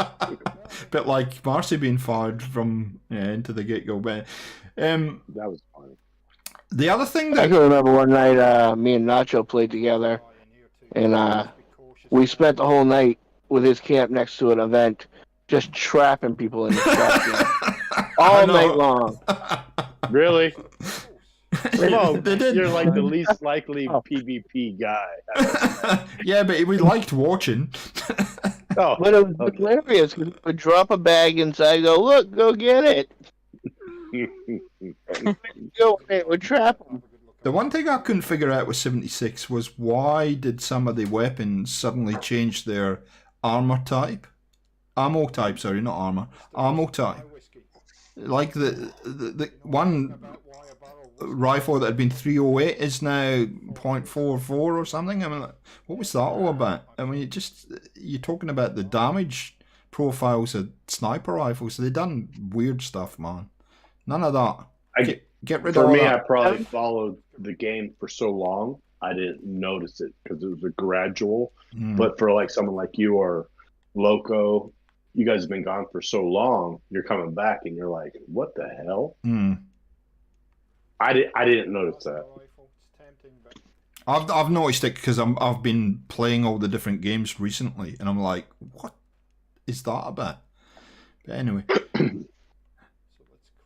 Allergies, Pixel, that's not good. Allergies to what? Are you allergic to? No, she's allergic to lyrical. To lyrical. No. She'll be all right. I'm going to send her a bucket of Oregon dirt. Just rub some dirt in it. Yeah. Rub some dirt in that out. Is there anything, do you think, that they can do to make loot more more kind of meaningful? Or is Unlimited stash box. Say that again? Well, they already did that in 4. Unlimited stash box, but you have. They changed it from 4 to 76 to having a limit, and yeah, but 5 I would like be to be able to multiplayer. Right. I like to be The only able reason to they put a limit on organize it is because the game is box. multiplayer. Right. Because of server issues, but Yeah. that'll change again in 5 when it goes back to single player. Absolutely. So there won't I be like no it when issue. I could put my guns in one stash box. Yep. And my junk in another. Yep. My armor in another. Without a doubt. Yeah. It'd have to be a big box to put your junk in, mate. Whoa. Not really. You know, if you just get one of those Alto boxes, that's my junk. No, I agree. That's my junk. I agree, Mike, because if you could remember which box he'd put whatever in, you could very quickly find what you needed and then moved on. So I like used that filing system. cabinets and lined them up side by side and put labels on them so I knew what was in what. Yeah. Out of all the time I've spent playing Fallout 4, I never did that. If it was in the box, it was because I considered it useful. I used to see playthroughs where everybody just chuck everything in the workshop, and no wonder I've got no hair. What I got? That's why you get attacked. What I do with my build character is anything that is just junk and I'm just using for materials. Yep. I go break it down, and then I put those into my workbench. Anything that may be actual useful for decoration or what have you, I put in different storage boxes and those types of things. But for whatever reason, I will not leave like a pipe rifle just sitting in the workbench and let the workbench eventually break it down. I break everything down myself. Yeah. What do we think about the having? And I know it was kind of a mechanism of '76 as far as being online, but being able to have access to maybe some kind of stash when you're going shopping. Oh, like your tent? No, you know when you go to do some trading in the railway station, there'll always be a stash box there that you can access. At the very least, it would be nice to know what you like, be able to see what you had. So like, if you are buying certain materials, if you're getting, say, a shipment of concrete, and then go, oh crap, I already had 6,000 concrete. I didn't need that. I wasted my 38 rounds on this. Because I'm not spending caps on it, but like maybe it was like, oh, I needed steel instead or whatever, and I didn't realize it. Be nice to at least be able to see what your current my idea is stash level is. My idea is first of all, it negates this over encumbrance issue. Again, you're looking in, you can see what's there, what you need to get rid of, so you just get rid of it. It's all sold. And then you're straight back into the game. Like Nacho says, it's less inventory management time you're spending in inventory management, because as it stands now, you have to take it all with you, and then you'll miss stuff. And it's a bit messy. I think it would be cool if you had like just automatically if multiple settlements was a thing in 5. Not going to get back into whether it should be or not, because that was a whole nother conversation. But if it is, right, all of those should be just naturally linked, so you can always see that material. I don't want to have to go clear across the map, because there's the one thing that I actually wanted was over in Sanctuary, and I'm clear down in the southeast side of the map. Being able to go to that one linked stash box would be pretty sweet. And then like if you had home plate, you could do that, or we talked about like the idea of mailbox or something, like you could go to a mailbox and ship your stuff back to your thing or whatever. Well, maybe you'd have something like that too. Hal, if you wanted to have it within game lore, as long as you had your caravan system set up, then your stash was linked. That's how the stash was linked. By getting the caravan system set up. I think that would lines, be great. Give it a lore thing to it. I think that would be great. Yeah. Or you have a stash box that you only put the stuff you want to get rid of in, and then it's linked throughout the game. I don't know. It just seems that I like that in 76. It's one of the things I really do like, is the fact that I can just go over when I'm ready to sell stuff and just clear out the inventory, and then I'm back into the game. Sure. Does make it easy, but I would like to have like 76 does have the portable camp, but I want it to be like a portable tent where I can't do it 100 times in a row like you can in 76. These are things that I need to either purchase or find in the world, like a stim pack or a buff out. And I find one, and now I have 1 or 2 or 3, and I'm in trouble. I just make a little portable camp. We've all seen them. The little blue tent with like 2 sticks and a fire pit. Yeah. Well, I don't know how many people used it, but I mean, there were the mailboxes in New Vegas where you could like mail yourself your whatever to whatever area you wanted to sell those items at.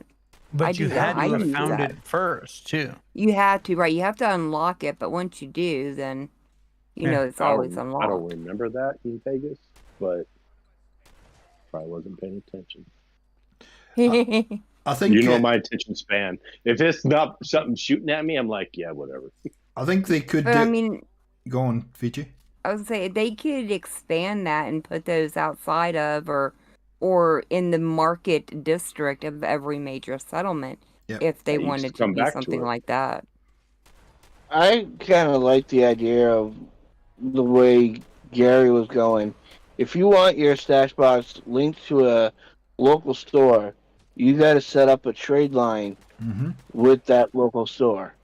You could have an account. Which actually could give you more play hours, because in order to do that, you have to do a couple missions for that store. Right. Yeah. You have to do something to actually earn the ability to do it. Yeah. I think one thing. Yeah, but then Bethesda will lock it behind Charisma 6, and not everybody wants to take Charisma 6, you know? Oh, wow. You have to suck it up, buddy. Wash your mouth out. You're marching your ass out of Commonwealth. I guess you're going to have to raise that level limit that you want. Yeah. That way you can eventually get to Charisma 6 and you can get that unlocked. Yeah? Yeah. 3,700 Or hours you later. can do what they did in New Vegas, and you can go get injections. But honestly, you know what? It's fine that it's locked behind Charisma 6. There needs, if you make a choice that you know what, I'm playing a low charisma build. You have to deal with the consequences of doing a low charisma build. That means that you do have to walk further or fast travel more or whatever to get to that store where you want to sell that thing, because you made a choice to limit yourself that way. But if you raise your speech enough, you can get past the low charisma. And that's totally fine too. But see, and it's multiple ways of doing the same thing. Yep. But I don't think that everything should be open to everyone. Otherwise, what's the point of having a build at all? Yeah. I That's think the problem with Fallout 4. Everything is open to everyone. Yeah, I think G4 touched good earlier. Ooh. I mean, everything should have a consequence. Yeah. In 76, I keep throwing that out there because that's the most recent game I play. I play a bloodied character. Yeah. I can't carry more than like 3 typewriters and a toaster because I have no strength. Right. So it comes with a huge cost. Yeah. More damage. I get hit 2 times or 1, I'm dead. Yeah. Right. You're a glass cannon. So it comes with a huge consequence. I think that, like what you guys were talking about, if you want certain things, it's got to come.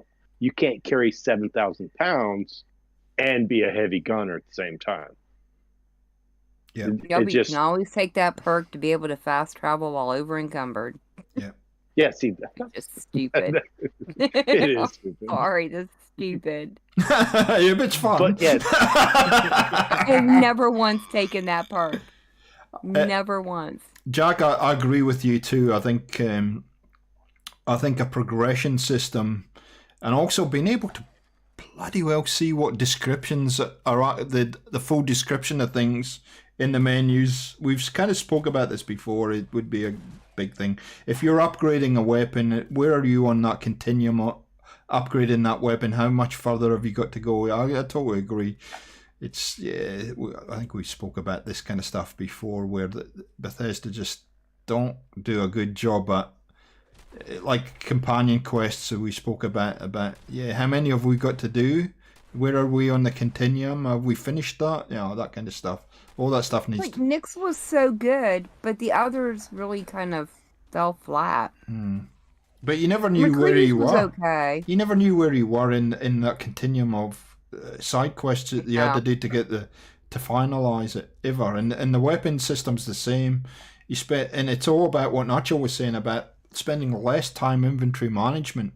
Anything they can do to improve that, I'm up for. Absolutely. So Slackers, I'm just kind of scrolling through chat here, and I wanted to go back to something Slacker said a little bit ago. The quality and imagination of Bethesda's environmental designers definitely doesn't need to change. They need writers that can match their talent. And I agree with that. They need writers on main quest to do that. Yep. Because the environmental quests are fantastic as they are. Yep. Exactly. And they've got some killer side quests. Yep. I mean, tell me that Arlen Glass's side quest does not tear at your heart. God. Okay, that's a ridiculous side quest. That is the most, out of all the Fallout games, I will always remember that side quest. Sure. And that's what I was kind of up. saying. That's what I kind of was saying earlier. If they're buying all these other companies, that's why I asked earlier. They've got a huge amount of talent. Or they were writers. Yep. Are they writers? They're not. No, because they're game developers that are building these worlds and creating these, like, the situation for the story, but then they're asked to write the story too, and they're not all on the Well, same that's what- page. Sometimes it seems. That's why I was asking, like, when with Bethesda spending this billions of dollars buying everybody, there's got to be a writer in one of these 4, 5, 10 good games they make. I think Are they- that's their biggest falling point is instead of having a dedicated writing team, They're it's just just doing everybody. They're going for looks. It's whoever makes the level, designs the quest. Okay. And they gotta have the same writers so that their lore can mesh well. For sure. Well, they need to have whoever writes it sit down and read the dang lore Book. of the game instead of just switching it up They- however they want to fit the quest. They just need consistency Yep. carried Right. throughout. Yep. Yes.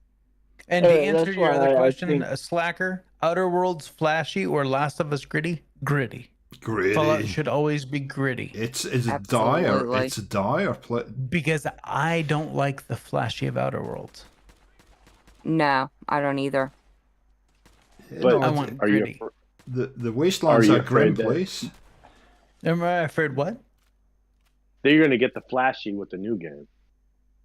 Well, that's No, always the Outer concern. Worlds is Obsidian's Right. Fallout in space. And we're interesting to see what Avowed is going to be because from the very I know. little that we've seen from Avowed, it doesn't look anything like flashy Outer Worlds. No, it it looks doesn't. much No. more toned down. But they're comparing it to Skyrim. Yeah. Right. Which Well, is, of course they are.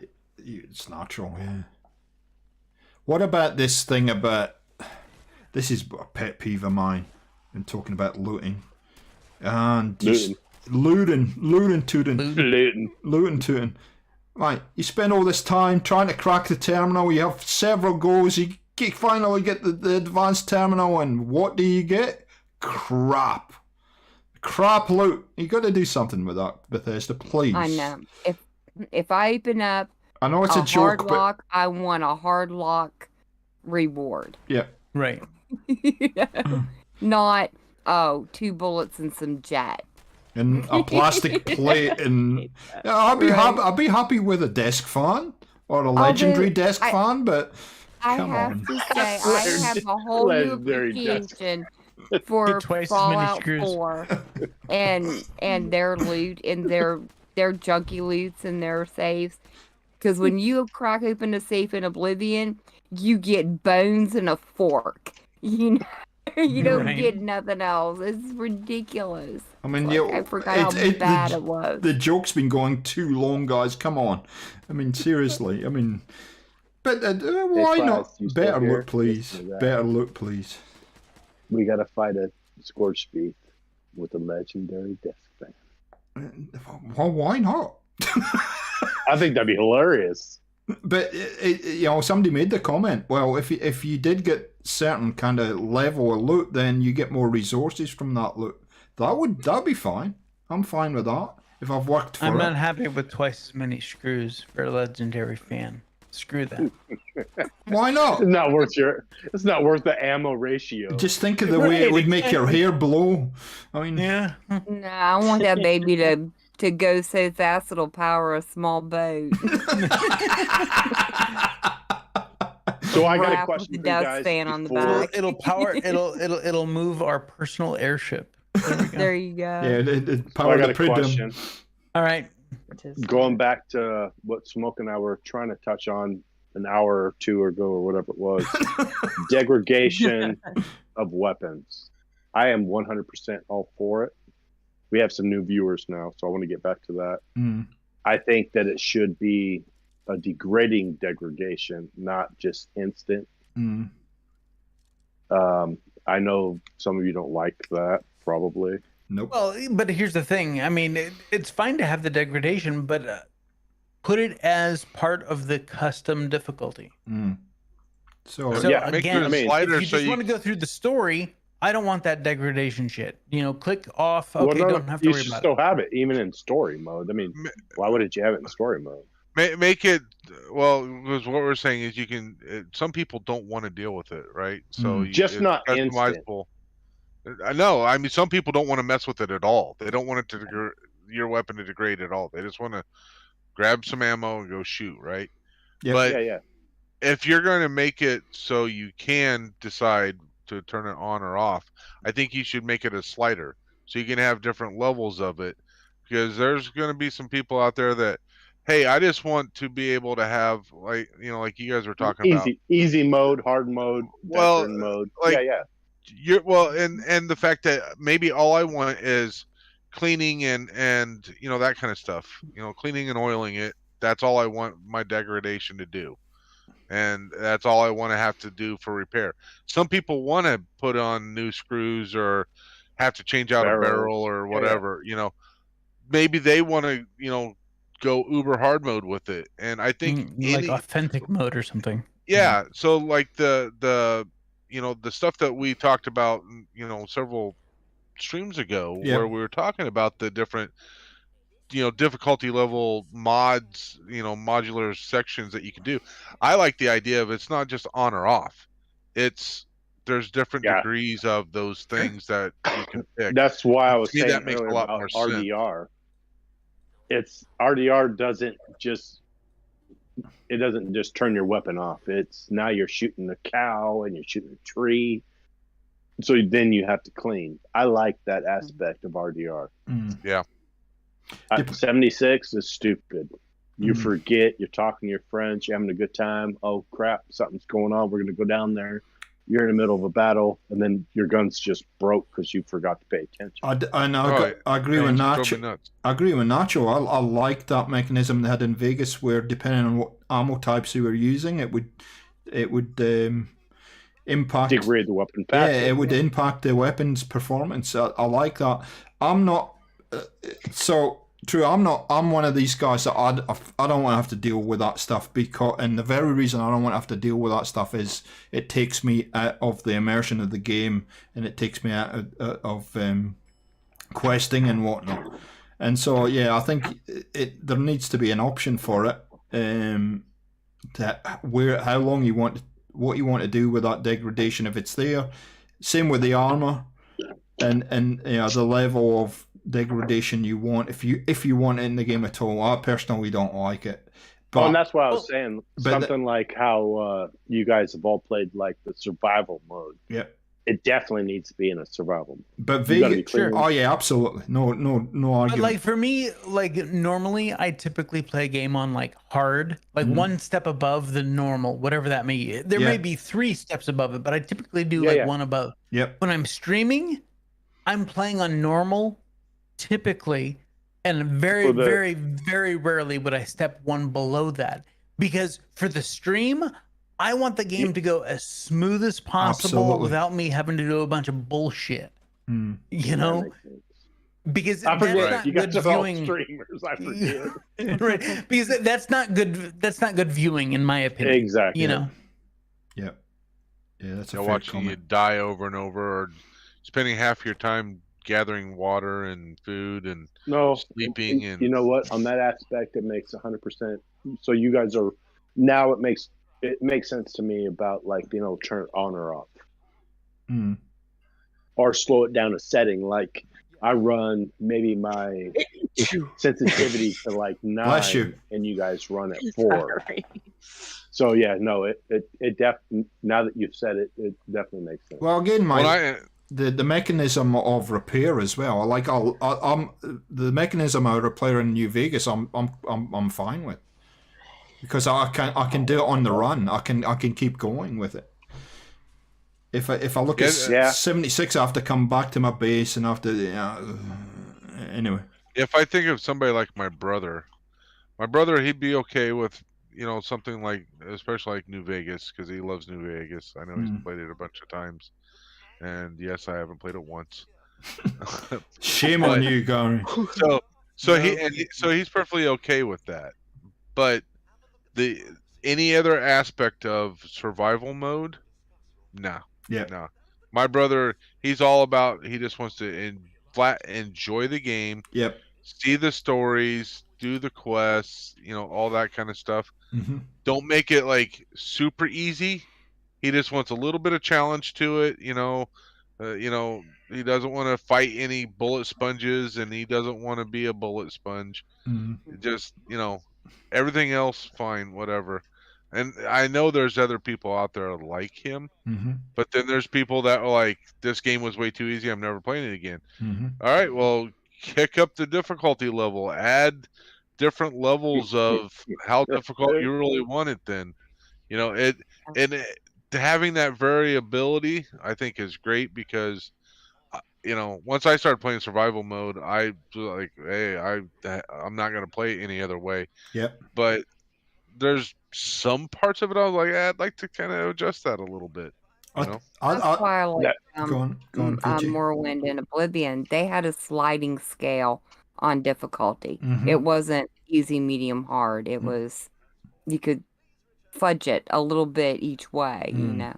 Well, you have like slightly below easy, or I mean normal, you know. Ghost Recon Breakpoint does this well because it's like playing a new game when you play Ghost level. It's because they've built in so much customization of what you want your world to do and how you want it to interact with you, and what the HUD looks like, how bare it is, how, you know, and you make the decisions on it all. And people were at me to play that mode, and I resisted, but I wish I hadn't, because it was like I'd just picked up a whole new game and a whole new way of thinking about playing the game. So there are huge merits to it.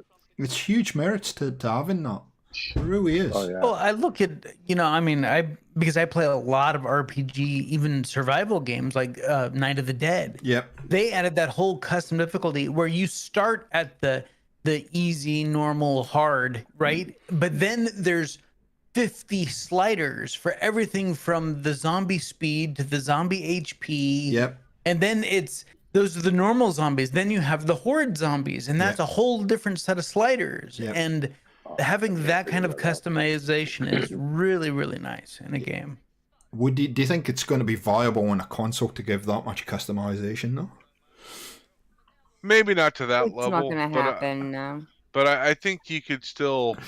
I don't think maybe you just select, like, say, defaults for, you know, enemy difficulty or something, right? Yeah. But then if you wanted to get into, you know, say some of the survival mode stuff or whatever, right? I mean, you could easily have 10 or 15 different options where you say, do you want to have some sort of you know, inventory management? You know, what level of inventory management do you want to have? Do you want full control as the player, or do you want to have these assistants or whatever? Yeah. Like, well, being able to select those, I think, would be pretty cool.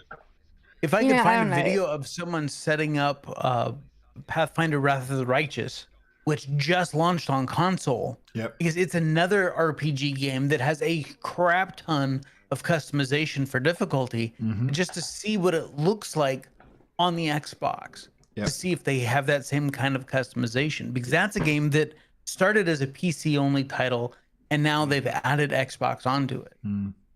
And by the way, Nacho, or it might have been Sheik, there is somebody on the panel that sold that poor kid that once they got him out the refrigerator after 200 years, kind of sold. I'm not going to tell you who it was, but anyway. Sold him? Yep. Sold him to the Raiders. BG. No, why did it have to be me? Because you giggled. You giggled when you said it. Giggles gave it away. That would be no different than us talking about Trash Can Carla, and I say something, or someone says something about, yeah, don't pickpocket Trash Can Carla, she'll never be your friend. You'd go, Drew did that. Stop talking about my grandkid like this. I shot her because she stole my power armor anyway. Oh, there you go. I know there was for all the bells and whistles, though, I think at the end of the day, all we want to do is get in there and immerse ourselves in a nuclear apocalypse. Yeah, I think you're right. Yeah. Someone was talking about the TV show coming up. I hope that it's gritty. I think it's going to suck. And not all video game TV shows are bad. If you think they are, watch The Witcher. Mm-hmm. Ooh, I love that Right. show. The Witcher is a dang good series. Yeah, I'm It's a is. fantastic Yeah. series Yeah. based on a video game. Yeah. Halo Yeah. sucked. Although the video game is based on a book series, so Are Technically they not a video game. still Yeah. planning on doing the Fallout? Yes. yeah, they're Yeah, still show? working Yeah. on it. Yeah. Yeah. I know they've been talking about it for like. Oh, they're, Yeah, they're there've been filming it. leaks coming Yeah. out of it. Yeah, They- of people the been Super posting Duper links. Mark. Yeah, I was Yep. gonna say I've seen Yep, Super that Duper was Mark stills amazing and looking, stuff. wasn't it? Oh, Yeah. Yes. I can't remember who it was. Somebody did some YouTube series. Absolutely fabulous. I thought they did a great job with it, and I've been excited for something like that. For quite a long time for Fallout. The reason why I think the show's not going to be very good is because we know that Bethesda can't write mainline scripts. I didn't think they were As writing long it, as they're not though. involved with writing the script, we'll be all right. Oh, no. Right. Yeah. I think they have a Again, writer. Yeah, again, you got to think about the $70 billion they spent. Mm-hmm. That's a lot of money. Yeah, it's a huge amount of money. I could do a So lot with their that. investors are saying, "Oh no, you need this guy, you need this person." It's laws They of spent physics. that on It's Game money. of Thrones and it still sucked. Yeah, yeah. So I've got one more question for the panel. 7. One more question. 42. Ouch. What number am I thinking? I was like 7. 69. It's funny you should say that because I want to talk about sex. Baby. Well, I'm out. No. Why do we not see kind of a mix of races in Fallout? What? Why don't we see a mix? Well, a super mutant and a girl getting together. Interracial Yes. Interracial. Well, relationships. Yeah. There seems to be a. Because we haven't gone You to can't the do it. South, but we went to West Virginia, so. I'm gonna start off by Well, saying you have a robot that marries a human in 4. it'd be very difficult in 76 only because of the timeline.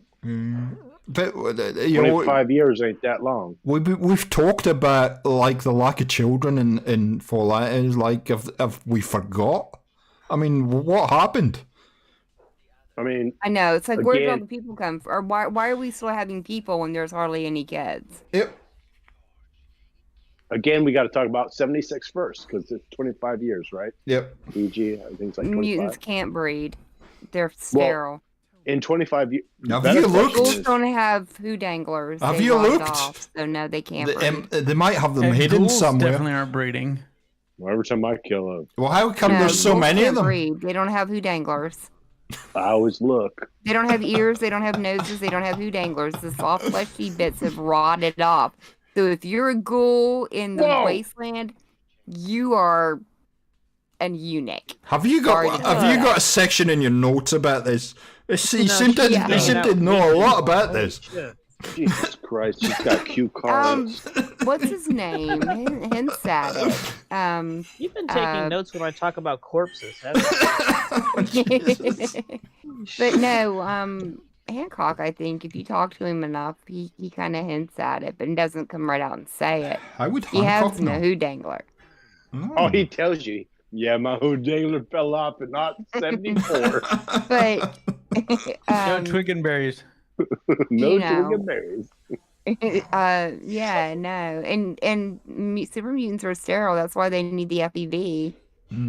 So the only people who can breed are the humans. Yeah. Well, but like Otto raises a pretty good point. Maybe they're, people aren't as fertile, especially outside of a vault. Yeah, I was about to say that. There's And- radiation and all that kind of stuff, rad storms Wow. and the whole 9 yards. Yeah, but Oh, true. as a race, When I was gonna ask we're very good at adapting to environmental circumstances. So, that's why I asked the question. Anyway, go. No, through. I was gonna ask, like, does anyone know how close each nuke happened Yeah. across the United States? Are they 50 They were all feet, dropped. 50, or 50 miles, 100 miles, 500 miles?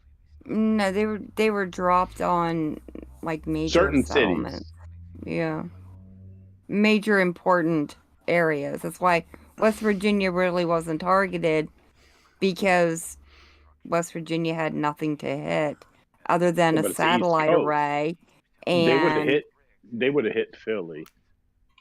oh yeah, they would have hit Philly There's got because there's got to be government. some kind of breeding going on, because we're coming back after 200 years and all these people keep attacking us. So there's got to be some breeding. Otherwise, there'd be nobody in the wasteland. And in I know there's 76, we still some, had kids. but where are they? No, it's one of those. Oh, here's another question for you. Where did all the kids come from in Little Lamplighter? 55. Oh, yeah. If they're kicked out when they're 16, Mm-hmm. where did they all the keep little getting 'em? kids come from? Yep. Yeah. They're like orphans The from. synths. The 16-year-old No, kids this that is got kicked Is- out. They're so they're just going orphans. running I around, think they say. running around kidnapping other people. No, the orphans, when their parents die, that's where they end up going, if nobody else will take care of them. Like Billy from just what is wander it, out in Ant the- Haven or in the whatever that one wilderness? is, with the Oh, with the ants. They came If from you- refrigerators. If you didn't find a home for him, he probably would have eventually ended up at Little Lamplight. Yeah. Otto says, imagine it wouldn't stop us from trying. Well, I was Yeah, but thinking do about it super in mutants even have radiation. that urge? I don't know. I think. I was reading about I've never seen radiation a will give you sexual- like cancer and everything. Radiation will deform the kids. Even after Chernobyl, they had deformation things. Yep. Well, Well, that's the what I was main- trying to ask is how far away like the weapons were, what's the travel rate, the radiation, and I refer that to 76 because if we're only in 25 years, are we all dead? Well, and then Are we really mutated? Where the hell did the Mylark Queen come from? Where did the Scorch Beast come from? Where did the Sheep Squatch? It could be a different twist to Fallout, though. You're the hero. You've been frozen for 200 years. Guess what? But you're but ready not to in go. 76, No. Only in 4. Yeah, but you're ready to go. Like Gary said, off you go and repopulate things, regenerate things. Heck yeah. Oh yeah, there you go. There's a different storyline for you. Well, wasn't Point Pleasant in West Virginia, or Point Yeah. Lookout from Fallout 3. They were all inbred. There you go. Look at them little freaks, you know. There you go. That's I'm proud that I come from West Virginia, but dang, even I got to cut the line somewhere. Yeah, I know those weirdos believe in Mothman. Nobody Needs must. Mothman. Was it Maryland? Maryland. Okay, thank you. For some reason, I thought it was West Virginia. Nacho says, I don't know, G4, 200 years of cryo sleep might be a little ultimate cold shower. Yeah. I just stay back in there. Freeze me again. It'd take you a Shrivel while. up like a stack of dimes. It'd take them a while to come out and want to play, but anyway. Point Lookout was in Maryland. Point Pleasant is West Virginia. Yeah, I know Point Pleasant is West Virginia, but I don't know. Just Point Lookout. I think because I didn't see inbreeding in Maryland or that being a thing in Maryland. That's why I've always kind of assumed it was in West Virginia or like the tip of West Virginia. Just say it's in Berkeley Springs. You'll be fine. But if you think about it, there's not a lot of kids in any Fallout game. No, there's not. No, there's not. There's Not what, even in 3 1 running and 2. around in Megaton in Fallout 3? There's not many. There's just a couple. No. The girl and 2. There's the girl and the sheriff's kid. Right. Only a couple kids in Diamond City. Yeah. Yeah, I mean it's Annoying as all it's like get the go. human race is gonna die out. Yeah. Yep. I think they just assume that there's kids there. That we're supposed to assume that they have kids. Gotcha. You know. So they throw in a few here and there, but if there are kids there, VG, and you're in a wasteland and there's nothing really else that there's a whole schoolhouse full of kids I in know, Diamond but City. my point is I'd expect them to be a lot more of them because we saw what happened with COVID lockdown. Yeah, definitely. I mean, there's nothing else to do, really. I mean, well, look how many of the ankle biters were in Little Lamplight. There was. I kept running over the dang people. Or, I didn't think we had vehicles in the vault. in Fallout 3. There was quite a few in the vault. Yeah. Yeah, but I mean, there's all the kids in the vault 81 in the schoolroom, and then you've got all the ones in Diamond City in the schoolhouse. Just because you don't see them running around, they are there. So I guess it could be that kind of thing. What is that, Warnock? What is that? Yeah, no, Summer Place. Yeah, Summer Place. That's what it is. 2 up there. See, Nacho's got. There's the one an explanation for it all. See, but think of the entire Commonwealth, and there's literally 24 kids in the entire Commonwealth. Yeah, but I mean, well, and then you got the real kids in the Institute. Oh, the real ones. Now, to be fair. Okay, and this just hit me. We're talking about number of kids in a game, but it's a game that has to run, so they have to keep numbers of NPCs kind of somewhat limited, so the game runs. So I guess they couldn't populate the Commonwealth. I mean, look at Skyrim. How many kids are in Skyrim? I mean, yeah, I know we can adopt some, but there's probably as many kids in Skyrim as there are in Fallout. Yeah. If you think about it. Maybe they just mutate into adults. I can't even tell you if there's any kids at all in Morrowind. It's not just Fallout and Elder Scrolls games either. I mean, you go to watch it's all games. There's a lot of games. There's always a kid shortage. Sure. Mm-hmm.